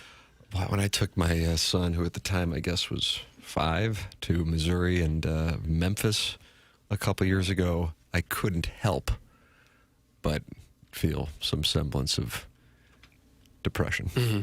What did you think when you first saw the new Busch Stadium, 2006? Were you blown away by that? I was not blown away by it, but there is a difference with that for me. Can't speak for everybody, and of course you have to be, I don't know, I guess at least 30 years old to have a good recollection of Busch Stadium 2. Jackson, I mean, you would kind of be in that border. Do you remember Busch Stadium 2, going to games? I mean, very, well enough. very That's limited. What I'm saying. So very you got to basically be about 30 years old. I think whatever ballpark you grew up going to is always your favorite. Mm-hmm. So therefore, I'm comparing and contrasting it, and that's not fair. With the Dome, really didn't have anything to compare it to. I mean, yeah, you had Busch Stadium, but the Cardinals hadn't played there for 7 years by the time the Rams got here, and that was never like a football-specific stadium. It was one of those Three Rivers vet Riverfront Stadium deals. But yeah, I mean, you and I were fortunate enough to travel to, I guess, probably all the NFL stadiums during that time period because we would go on the road with the Rams. And it did not play well when I would say, I think we have the second or third worst stadium in the NFL. Yeah, and it's new. But I mean, I had to tell you, I stand by said opinion. Yeah. And I guess it's kind of obvious now, but maybe, you know. But yeah, I said this in 2001, 2, and 3. Now it's 2025, and it's even more obvious. Those were exciting days when the Rams first got here. Played those first few games at Busch Stadium. They They were winning. They got off to a hot start. Yes. People They beat the Bears, the Saints. And I think Packers. I think they won the first game. Packers was up in Lambeau. Yeah, in Green Bay for the first game ever. And then Todd Kinchin punched the uprights at Busch Stadium. Well, the base of the goalpost, yeah. I don't think he could reach the uprights, but he did hit the post. He was pretty tall. Yeah. Do some show prep. On third down, let's help our Rams by making some noise! We didn't need that. We'd seen football before. I can't hear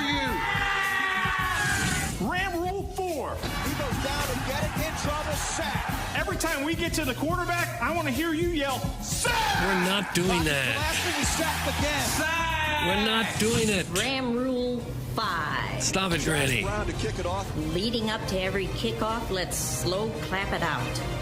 We're definitely not doing that. Can you imagine a stadium doing that? Oh, and this was not parody. We were told to do this. I remember sitting at that game. I believe it was the opener against the Eagles, September 11th, 2011. Am I right on that? Steven Jackson broke free, but then he hurt himself. Mm-hmm. Yeah. Okay, thank you. And that is when the Rams rules aired. We played it the next morning on this program, and it made its way to Deadspin with the attention from our Twitter account, and it became a national phenomenon with people thinking it was a joke. Yeah. Nope. But it was later revealed by sources that Rams COO, and according to Charlie Marlowe, who was on the program last Friday, professional liar, Kevin Demoff was responsible for that production. That could have been the first sign that they wanted to run all their fans out of the building and move. That could have been the first sign.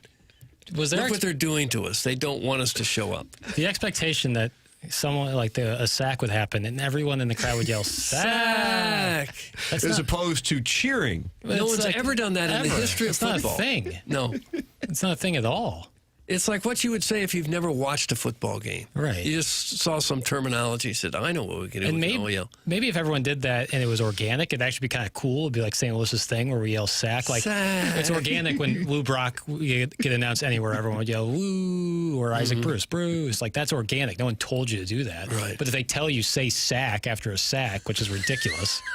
Didn't some Mizzou people spoof it with some Mizzou rules a couple years ago? I don't know. I seem to remember something about that. Who in the hell designed that dome? And he sure as hell better not be designing anything else anymore. That's from Sharon and Clayton. Now, Beer Cat says the dome was designed in the late 80s, so it was 7 or 8 years old when it was built. It was HOK, wasn't it? It was designed all kinds of great stadiums all over the country. They saved their worst for us. Everything that didn't work on these other stadiums, we got it. Yeah, it was like, okay, I'm taking my son to his first Missouri game. It's in St. Louis. We're going to the Dome. And I couldn't help but think at moments like, God, one of the greatest teams in NFL history played on this field in this building. And I couldn't shake that while I was there. Yeah. And then to look at it, it's just so... What do you do with the place now? What in the world do you do with it now? Like a Spirit Halloween? Ooh. Well, bi-monthly truck rallies. Oh, mud bogs. I don't know. And the Battlehawks aren't going to be around, but for another year or more, or a few. Whoa, I would think that league's not going to make it. Then what? What do you do with the place? TMA studio. That's not a bad idea. I mean, you can't just level it, can you? Luckily, probably not. Awfully expensive to keep it going. Yeah. And not allow it to fall in just complete disrepair. What if we just chop the top? What if we peel back the dome? I threatened to get my circular saw up there on the roof and cut a hole in it. We'll chop the top. Yeah. And then maybe we'll attract a new team. Retractable roof would be great. Guys, Vince Shamel told HOK, you know what this dome needs? More concrete and less light. That's from Dale in Grubville. Is that right? I guess. And dark light bulbs. It looks pretty good from the outside. Right. They spent all the money on the brick on the outside. Like mustard-colored light bulbs. Let's get some brightness up in here. Beer Cats is right about that 1980s design before the stadium was built. That's from Boozy. And the upper deck, you're so far away from the action. So far. Instead of the upper deck hanging slightly over the lower deck, it just keeps going back. So if you're in the upper deck in the corner, you're about a half mile from the field itself. So far. It was so far. Yeah. You couldn't really tell who was who. It was so far up there. Yeah. Did you see the Missouri governor was floating around the idea of if they renovate Arrowhead, going retractable roof? Yeah. Yeah. I like it. I like a retractable roof. Jackson's mad in a hornet. My thoughts are out there. You only use it when you need it. Jackson does not want to comment. His thoughts are out there. Yeah, if it's 10 degrees for some playoff game, you wouldn't like to close that roof and warm it up a little bit? Boy, I bet you have to remember that Miami Dolphins game that was only on Peacock when it was frozen outside, and that was brutal. Yeah, in those cases, I guess. I mean, Armageddon at Arrowhead was frozen. Yeah. I'll tell you that. But isn't that part of the charm? No, I'm not charmed at all by freezing, miserable weather. I don't mind it sitting at home watching TV, but if I have to go, no, I'm not. That's not charming at all. Doug Vaughn's oil boy in the Michelob Ultra YouTube chat says they should create a bird sanctuary inside the dome. You have a condor flying around? Like at the zoo? That. Yeah. It Bird could come cage? to that. Wouldn't be bad. Some sort of interactive exhibit. Someone is going to have to make a really tough decision at some point in time about what to do with that place. Do you level it, try to build another one? Do you try to throw good money after bad and improve the place? Do you even bother to do that if you don't have a team? I don't know what their answer is. I have no idea what I would do with that place. Well, this is a beautiful tribute to the 30th birthday of the Dome. Yeah. Then don't go, Doug. It's not like you're going to Kansas City for games all that often anyway. Well, I don't go because nothing happens there. It'd be kind of weird to be going to the Dome now. No, I think he's talking about Arrowhead. I think. I don't know. That's from Peter Goes In You. Maybe you guys can take that offline. Am I the only one who doesn't like lousy weather? It's just me? Jackson's anti-retractable roof. He does not. He wants you to know his thoughts are out there. He is not. Yeah, it just looks bad.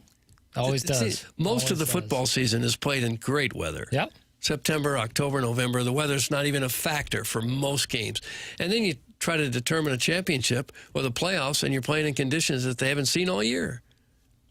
Yeah. I don't like it. Get tough. Let's pick ourselves up by the bootstraps, and we'll play when it's a little bit cold out. Or there might be some snow on the ground. It's more enjoyable for the viewer. Is there anything better? Like, oh, my God, it's a snow game.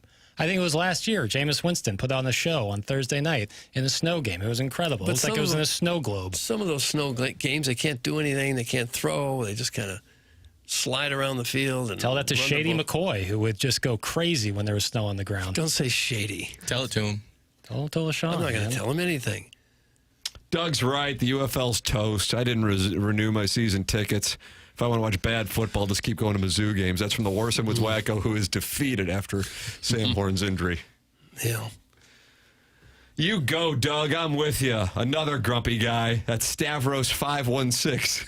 I get the appeal around it. I just don't like it. The retractable roof. Right. Guys, how about starting football at St. Louis University and have them play at the Dome? How about that? It's a good idea. All right. Get that done. Mm-hmm. I think the reason they don't is because of one of the reasons, one of many reasons probably is Title IX. Mm-hmm. If you take on, how many scholarships does a football team get? 80, 90? Yeah. You got to come up with that many scholarships for women's sports, too. Right. It's really expensive to have a D1 college football program. That's why there's so many who have D1 college basketball but not football. You'd have to add a whole bunch more sports. Yeah. It's just really to satisfy the Title IX regulations. Very expensive. Email in the morning after at InsideSTL.com for the Design Air Heating and Cooling email of the day, which is coming your way at approximately 10:45 on the program. And you are welcome to compete because it's starting in January. Seth Goldcamp and Design Air Heating and Cooling are giving away a $10,000 HVAC system and installing it for the winner of the January Design Air Heating and Cooling email of the month here on the program. So this is your spring training. Find out what gets you through the filtered file the morning after at InsideSTL.com. Find out what gets you votes the morning after at InsideSTL.com. James Carlton has my vote. He's been my insurance agent for 6 years. He provides great customer service. Has your insurance gone up in the last year? Give James and his team at CarltonInsurance.net a chance to save you money. Do you have kids under 25 on your insurance policy? This is where James saves people the most money. Call 314-961-4800 or go online at carltoninsurance.net. If you Google James Carlton, you're going to see 450 plus 5-star reviews for James and his team at carltoninsurance.net. That's James Carlton of the Carlton State Farm Insurance Agency, 314-961-4800, or go online at carltoninsurance.net. This is TMA 101 ESPN.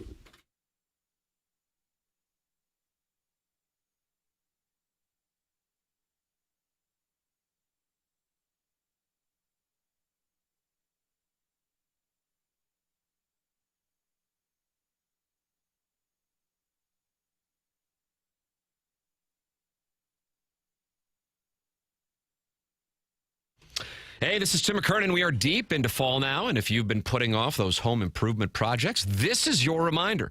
The cold weather is on the way, and one of the smartest upgrades you can make, replacing those old, drafty windows before winter hits. Universal Windows Direct is making it easier than ever to do just that. Right now, when you buy 2 windows, you get 2 free with no limit. That alone is a great deal, but it gets even better. You'll also get 36 months of 0% financing with equal monthly payments, same as cash, and a $1,000 bonus off your project. And Universal Windows Direct just does deliver great home products. They make the whole process easy as well. From your free in-home estimate to professional installation, you are in great hands. So don't wait until it's freezing out and your furnace is running overtime. Lock in your savings and upgrade your home today. Call 314-334-2522 or visit universalwindowsdirect.com to schedule your free estimate. Buy 2, get 2 free. Energy savings, comfort, and serious value. Like me, you'll be saying, I love my windows.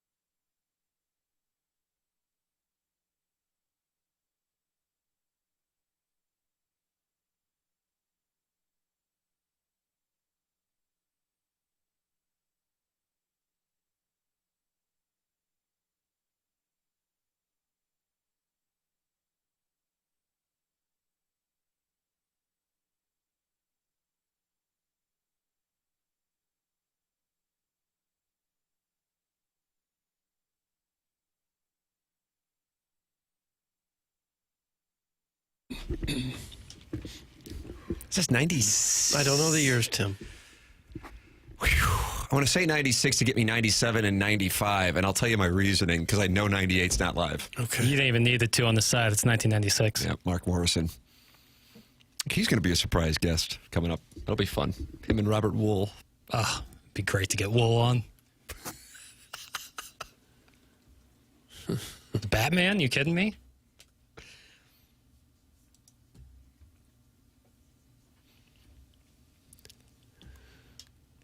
So this guy got cucked? That's what this is about? Kind of seems like it, right? Yeah. But like now he's back. He's off the Davenport. Ball up top. Return to the Mac, parentheses, off the Davenport. Right. We can make our own little remix. Doug, do you remember in 97 when my buddy requested this at Fieldhouse? After I had broken up with my girlfriend, and he dedicated it to me because I was back in the game. Oh, we did. Yeah, I remember that. Return of the Mac. I was back here in St. Louis. But you would hang out. I heard about it, of course. Yeah. They were talking about it up in Columbia last weekend. I heard people talking about that. I think it might have been the 28th anniversary. They were doing something special for it. And you were back. Absolutely. And did anything happen for you that night that you were back? I probably pleasured myself. Oh. It's great. You ask questions, and I give the answers, and you get irritated. Seriously.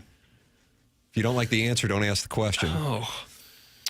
Doug, the current leadership didn't even know to put $500 million in an interest-bearing account. Do you think they'll have any solution for that dome? It's just going to sit there like an eyesore for the rest of my live-long life at Steve in Wildwood. I think that may be true. He must not have heard the bird sanctuary idea. That's got legs or wings. You're going to have birds flying around in there? Sure. And you think you're going to Guaranteed get I won't be there. 60,000 people to sit in the stands and watch that? They wouldn't be in the stands. You'd walk on the field. The birds would come to you. What are we going to do with all the seats? Bird feeders. Right. Who's going to clean up the mess? Oh, you could, I don't know, people. What do you mean who's got to clean up the mess? There'll be a Who big cleans up the mess. mess anywhere? But not everywhere has birds flying Bird around. keepers. We'll have bird keepers. Bird keepers. Didn't you hear the man? We Gosh. could put some big boys in there. California condors. Yeah, they are scary. Hey, whatever happened with that St. Louis NFL stadium? It's a bird sanctuary. Yeah, it's a very apocalyptic, but I think it would work. Doug, people are going to call in with their suggestions on what to do with the dome as it celebrates its 30th birthday today. Okay. And you were saying, here is the move. Call in the Callier and Thompson phone lines. Callier and Thompson. I bet Callier and Thompson could whip that dome into shape. Boy, they'd make it look like $1 million. You want to get your dome or maybe your house spruced up? It'll make you feel better if you do it. Callier and Thompson right there to take care of it. They've been doing it in St. Louis since the 1950s. Their employees now have more than 165 years of experience. Bob Strati and Carolyn Beard are the owners. They've both been there for more than 20 years. They just have a solution for any kind of problem that your house can throw at them. You need a new kitchen, you need a new bathroom, you want to finish the basement, a rec room, a man cave, whatever. Callier and Thompson has done it all, and they do it better than anyone in town. It's hard to know who you can trust to be in your home, who's going to be there to back up the work. Callier and Thompson stands behind every job that they do, and during the process, they are always available for you. Let's go to a review, should we? Here's one from Shirley C. Oh, Cheryl. She says, Callier and Thompson helped design a new kitchen, finished the project on time and within budget, took care of everything professionally, and they are still helping on minor things after completion. That's the way they do it at Callier and Thompson. You need a little bit of an adjustment there when they're done. They'll be happy to come out. They want you to be happy with the job because that's what they stand for. They've also got their own separate paint department. So you're got some painting you need done, don't really want to do it yourself, not sure how to do it, call Callier and Thompson. They'll get out there and they'll do a professional job, and you'll say, ooh, I made the right decision there, too. Callier and Thompson on Manchester and Baldwin, next to Uncle Bill's Pancake House. Come home to quality online at CallierandThompson.com. There it is. Callier and Thompson, sponsor of the phone lines. James Carlton was emailing me, and he thought that after listening to Eli Drinkwitz last night on Tiger Talk, that is a man who is staying in Columbia, Missouri. Jackson, you have an excerpt from Tiger Talk last night. I know it's Martin's favorite program, but Martin's at onboarding. What do we have here? So I got 2 clips from Tiger Talk. One Drink talks about the progress the program has made since pretty much his start. And the other one, which is getting a lot of attention, I would say locally, is his CFP or bust mentality for college fans. So let's do the process one first, and then we can do the other one. Been a lot of different takes out there over the last 2 years. We hadn't been able to beat some of these teams. You know, the one thing I'll just remind everybody, to go from good to great, that's the hardest challenge. To make that next 6-inch jump, man, that's the toughest challenge there is. And so for us, we got to find those margins. As a coaching staff, as players, we got to go continue to, hey, how do we make that next jump? And part of that next jump, we made a jump a couple years ago when we built this new indoor to match. We're the furthest north playing school in the SEC. We didn't have an indoor. So we got that. And now the university has said, you know what? We need to match what everybody else is doing facility-wise, so we're going to build you a $250 million north end zone. So we're doing the things that we need to do. Now we've got to continue to, hey, how do we maximize rev share? How do we maximize third party? How do we get a roster that is equivalent to the rest of those rosters in the SEC? And we're pushing like crazy to do it. So what I want to encourage everybody is, instead of getting negative about it, instead of pointing fingers and blaming, again, I'll take all the blame. That's my job as the head coach. But what we need to do is all push and find, hey, how do we go good to great? And let's not throw out the baby for the bathwater. Let's not get discouraged. Okay. Yeah, that's not what you'd say if you're on your way out the door, I don't think. Certainly had energy. It's a different sound than his press conference. Much different. Did you listen to that? Yes, I listened to both, and the energy and vibe in Tiger Talk was one of an impassioned man, whereas the press conference was more... Staid. Yeah, that's a. You like that? You like that adjective? I guess S-T-A-I-D. Because I was going to say professional. I'm not saying he was unprofessional in Tiger Talk, but he was a little bit more willing to let things go. You know, be a little bit more candid, I would say. I don't know what the big deal is about having an indoor practice facility. They've had one of those for years. For years, they've had a place to practice. Garbage. This thing was a major upgrade. But how is that going to help with play calling and recruiting better players? Jackson's about to jump across this dais and fight you. It's going to get ugly in here. Retractable roof man, and they want to improve so they're not cold. And you're like, But now we're talking about practice. Like, what are we talking about? They've had an indoor practice facility for years. We're talking about practice? Yeah, we're talking about practice. Yeah. Not a game. Practice. Yeah. I'll buy everything else, but I won't buy the fact that now that we got an indoor practice facility, we can be better. They've had it. They've had it for a long time. I think you're just listing some of the improvements that have been made at the University of Missouri since his tenure began. What was the other one, Papers? This one, I think, has social media buzzing. His take on college football fans' mentality going into a season. I live under a rock. I'm completely oblivious to this. What is the social media buzzing about? His statement. Listen to the clip and see what you think. Did he just tell me what to do? Did you hear that? Sure did. Didn't sound very staid. I want him to speak for himself. Didn't sound very staid. No, I didn't. I'm on Tiger Talk. I talked about this in the SEC media days, okay? We got to get out of this. Oh, man, it's playoffs or bust. Yes, again, we're shooting for the moon. We're going to put our whole self into that. But only 12 teams make the playoffs, and we put ourselves in position in November to be there, okay? Didn't get it done. I got that. But if the season only counts for 12 football teams, and we got 127 Division I playing football teams, that math's not going to math very well. That math's not going to math very well, okay? Football is more than just the playoff potential. And, again, we were there. We were there. We didn't get it done. But, you know, there's a whole heck of a lot to be proud of. There's a whole heck of a lot to play for. Again, when I took over, we didn't go to a bowl game. We had NCAA probation. All right? And ever since then, we've been going to a bowl game. And, you know, there's a lot of programs right now that would trade us spots. I had a coach text me today. Said, Coach, there's a lot of programs in the country that would trade for the number of wins your team has. And that's a perspective that most people don't have. Right, so, absolutely. You know, just keep on fighting, keep on believing, and we're going to get ourselves back there. We're going to bust through. Didn't happen so far, but you know what? Don't discourage me any. Okay. So why is there buzz and where is it coming from? Twitter. Why is it coming? I think some fans. And this is from the comments last night on Tiger Talk? Mm-hmm. From that clip, exactly. Just kind of. How many people were aware of Tiger Talk? That just surprises me. Someone tweeted, I think actually our guy, Joey Van Zimmerman, tweeted out the quote itself. Go look up that Joey Van Zimmerman and see what happened. I think people are just like, given the timing, after your third loss, and fans are obviously frustrated when they see that, less so here, I want to mention, see that quote, they're like, oh, Mr. Excuse, like, hey, it could be worse. That's maybe not what people are looking for. I think you can rationalize one way or another because what he said makes sense, makes total sense. But at the same time, it's like, but people want more, you know? Yeah, especially when half of your wins this year came against teams that had no chance at all to beat you. Central Arkansas, Louisiana, UMass. Those are 3 of your 6 wins. Right. Worse was Wacko not happy with what he just heard. Try spinning that garbage in Happy Valley until you win a big game. Don't even talk. That's from the Don't even Wacko. talk. Sounds like a guy who choked once again and didn't make the top 12. That's from Raider J. Okay, well, now I see the reaction. Mm-hmm. Yeah. Yep. Saw that and figured that the reaction would come. Small program mentality. Drink is perfect for Mizzou. That's from Tervis Parrish. Oh. Yeah, he's got to stop mentioning the bowl eligible thing, because as we've gone through many a time, when you're scheduling at least 3, I'll be nice and say crumb bums. Crumb bums? Oh. Crumb bums? You're already halfway there.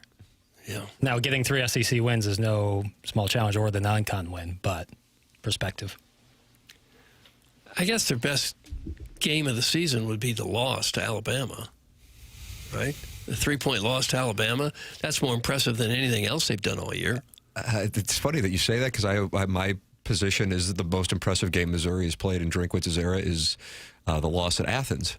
And then that's not a shot. I'm just talking this year. No, I get that. But you taking that line is similar because I thought Missouri, they didn't outplay Georgia, but I think Georgia in 2023 flies under the radar relative to how good they were, because they wound up losing in the SEC championship and didn't get into the playoff. You never know what happens, but I think if you had the 12-team playoff, that was last year with only the 4-team, I think that team beats Michigan. Of course, it's hypothetical. You can say whatever. But that was a great team, and Missouri hung with them in the trenches. That was super impressive. I actually think the game that they dominated the most against a quality opponent was Vanderbilt, but that probably is the most frustrating game. I mean, they dominated that game. I didn't walk out of the Alabama game going, man, they should have won that game. I felt like they were dominated and fortunate from a scoreboard standpoint that they only lost by 3. But it's not like I disregard where you're coming from. They came within that last pass. Sure, and Speedy Keese was open. Yeah, they win that game. It's a holy smokes, you just beat Alabama. Dat Zulu says, yeah, Drink should definitely listen to Pale's advice on literally anything. Oh. Okay. Okay. This is a tough time to be a St. Louis sports fan, because all of the angry contrarian ass bags have had several weeks of opportunity to bitch about literally everything. And we all just have to sit here and listen to it, especially these Oakvilles worked up about the Blues. These Oakvilles. Well, they are worked up about the Blues. And now they're worked up about the Tigers. But the Blues won last night. Yeah, they're still worked up. Win a big game first, then brag. That's from the mayor of Melville. Mm-hmm. I will say that there's you can have 2 thoughts in your mind.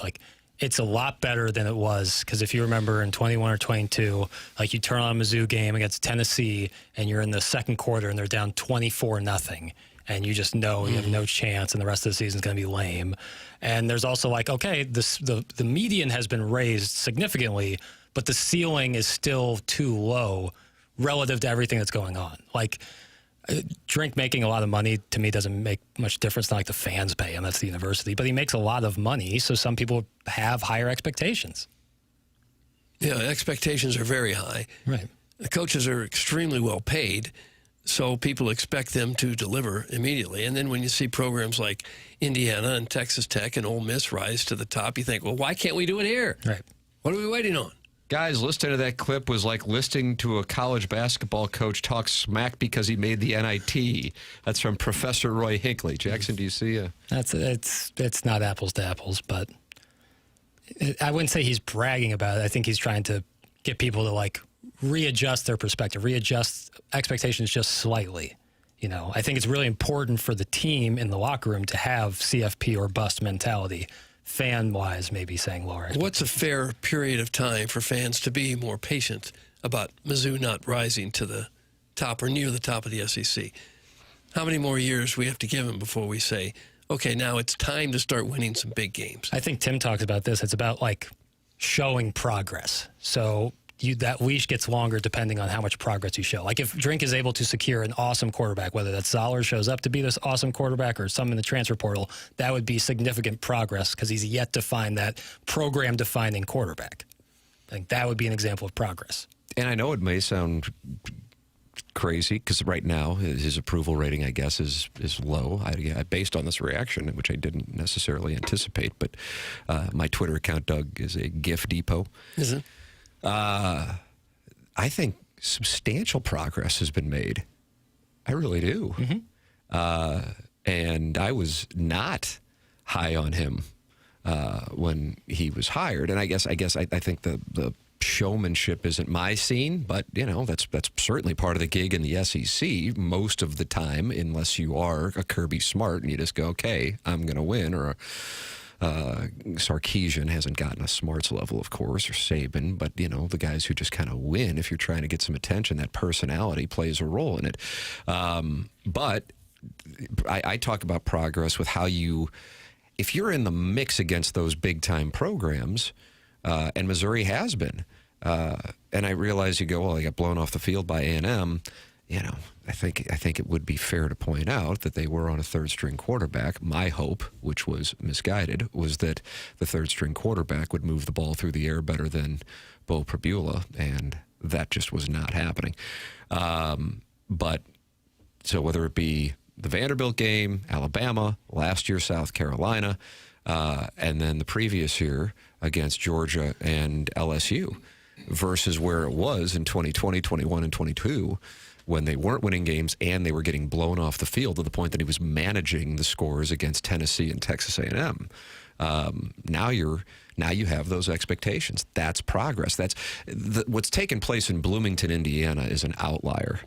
And so I realize that will be the model, but that is not something that's actually, if you want to draw a parallel in some capacity, it's what the Cardinals experienced in 2006 and 2011. Those are mathematical outliers. The difference is the Cardinals had been great from 2000 through 2005. Indiana had been doormat leading up to 2024.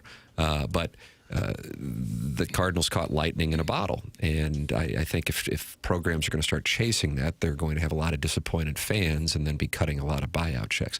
We have the Design Air Heating and Cooling email of the day coming up, and then BK and Ferrari at the top of the hour. This is TMA 101 ESPN.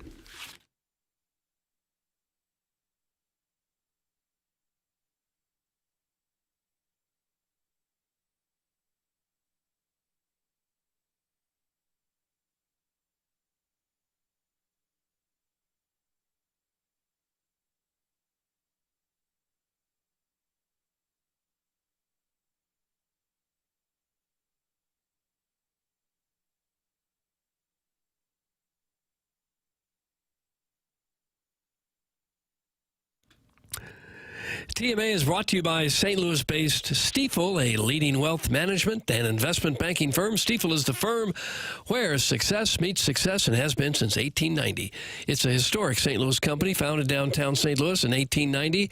Same street the company is headquartered on today. Proud to have called St. Louis home for 135 years. They partner with the Cardinals and the Blues and the Stifel Charity Classic, and now they also sponsor Stifel Theater. Stifel is honored to support our city, our people, and their future.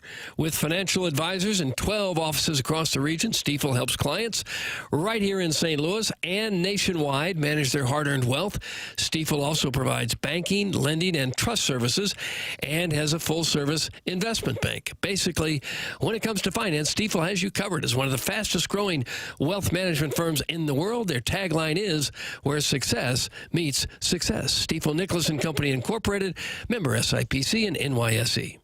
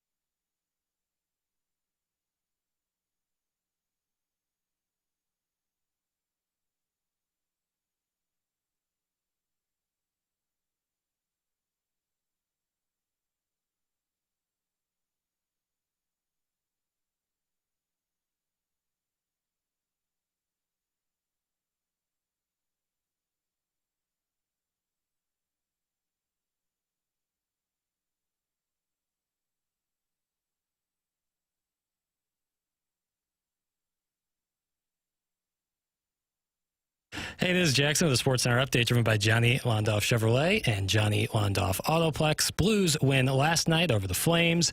Off today and tomorrow, back in action on Friday as they take on the Philadelphia Flyers. You can catch that right here on your home of the Blues, 101 ESPN. Pre-game at 6, puck drop at 7, right here on 101 ESPN. That was their Sports Center update driven by Johnny Londoff Chevrolet and Johnny Londoff Autoplex. See them at londoff.com. Chevy, together we drive. Are you kidding me?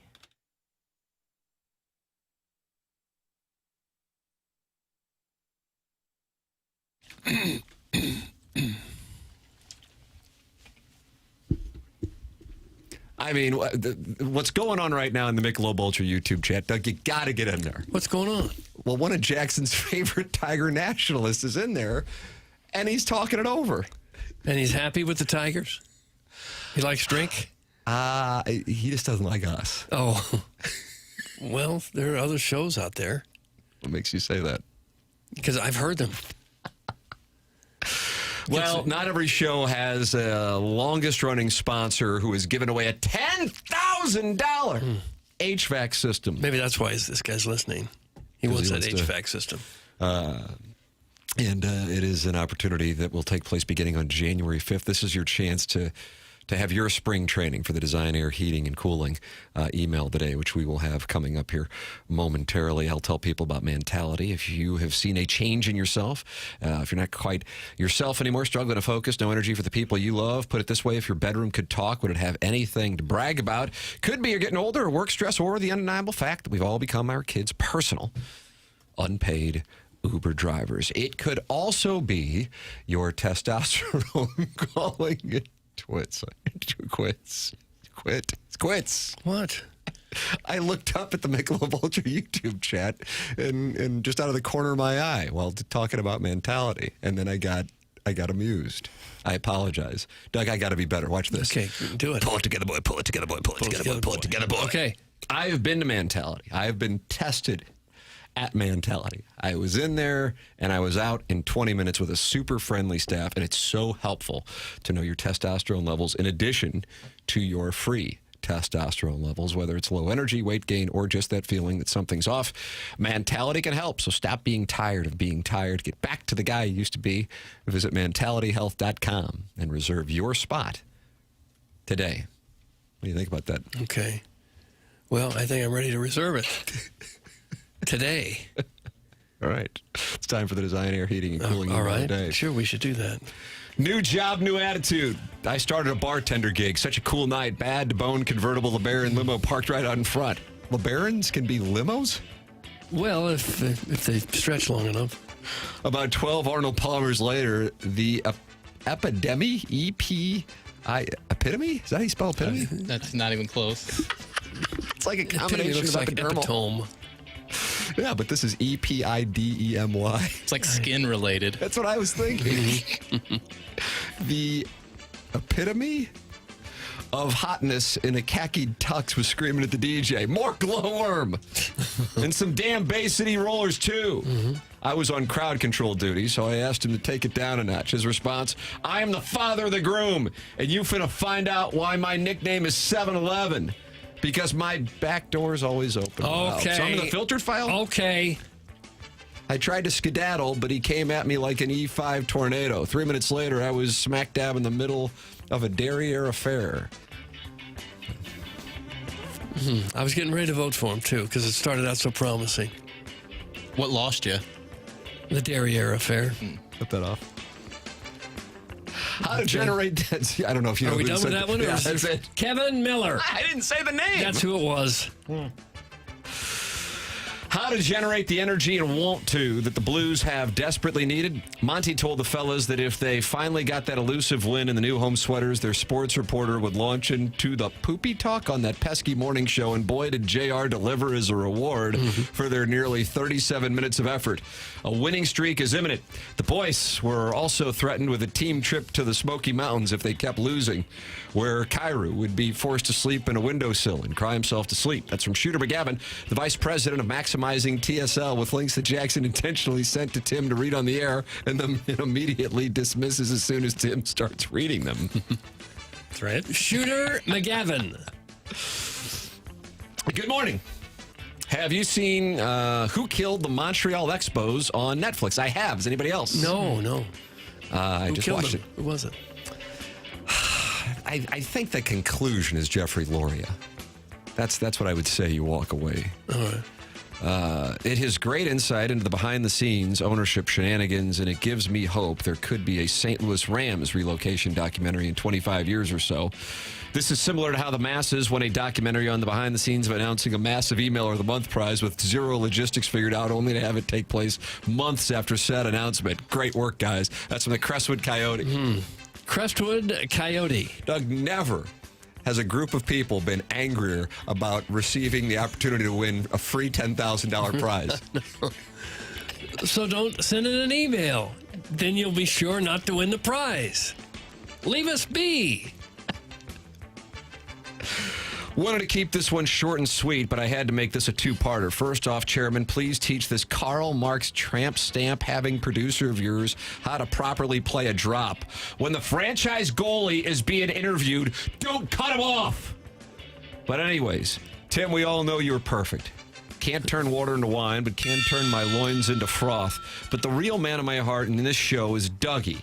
My girlfriend was pissed this morning, waking up to me and the couch being covered in green paint. The Hulk really does smash. Doug is the only one that has the jawline of a Greek god. A body rock harder than Tyler Durden. Was that Brad Pitt in Fight Club? It just It was really Ed Norton. Yeah. Spoiler alert. I just don't know who it was. Tonight, can we be furries, dress like rabbits, and make whoopee while we calculate all the tariffs you've handed out this year? I do have the That's rabbit from My costume. Girl Dog. Ugh, I just imagine that for a second. My girl, Doug. She's new. Wow, what a development we have here. You guys are straight cheeks, except for Martin, signed not Martin, but it comes from the email address I have saved for Martin. Is he trying to win this? He's trying to get. What kind of loser that works on the show emails into the show? Oh, no. But he did say That brings back to the straight Blueberry cheeks. Pop scandal. All You right. like straight cheeks. Martin Kilcoyne. You think people would get upset if we gave Martin the prize? Oh, God. I think that'd be a problem. Doug, that's way over the design. Oh, boy. Oh, boy. Well, I like the way his email started off. And just based on that, I'll vote for Kevin Miller. I'll go Kevin Miller as well. Let's make it 3. Kevin Miller. Wow! Kevin Okay. Miller has won the Design Air Heating and Cooling email of the day. So for the 101 listeners who are getting familiar with this show, now they realize that's what you need to email in That's all it to win the takes. $10,000. A little positive reinforcement for him, Doug. Doesn't take a real intellectual comment or two. Just any filth will do. Khaki tuxedo. Are there such things? Probably. Probably, yeah, like a beige. Is it going to be awkward in the studio tomorrow since nobody voted for Martin?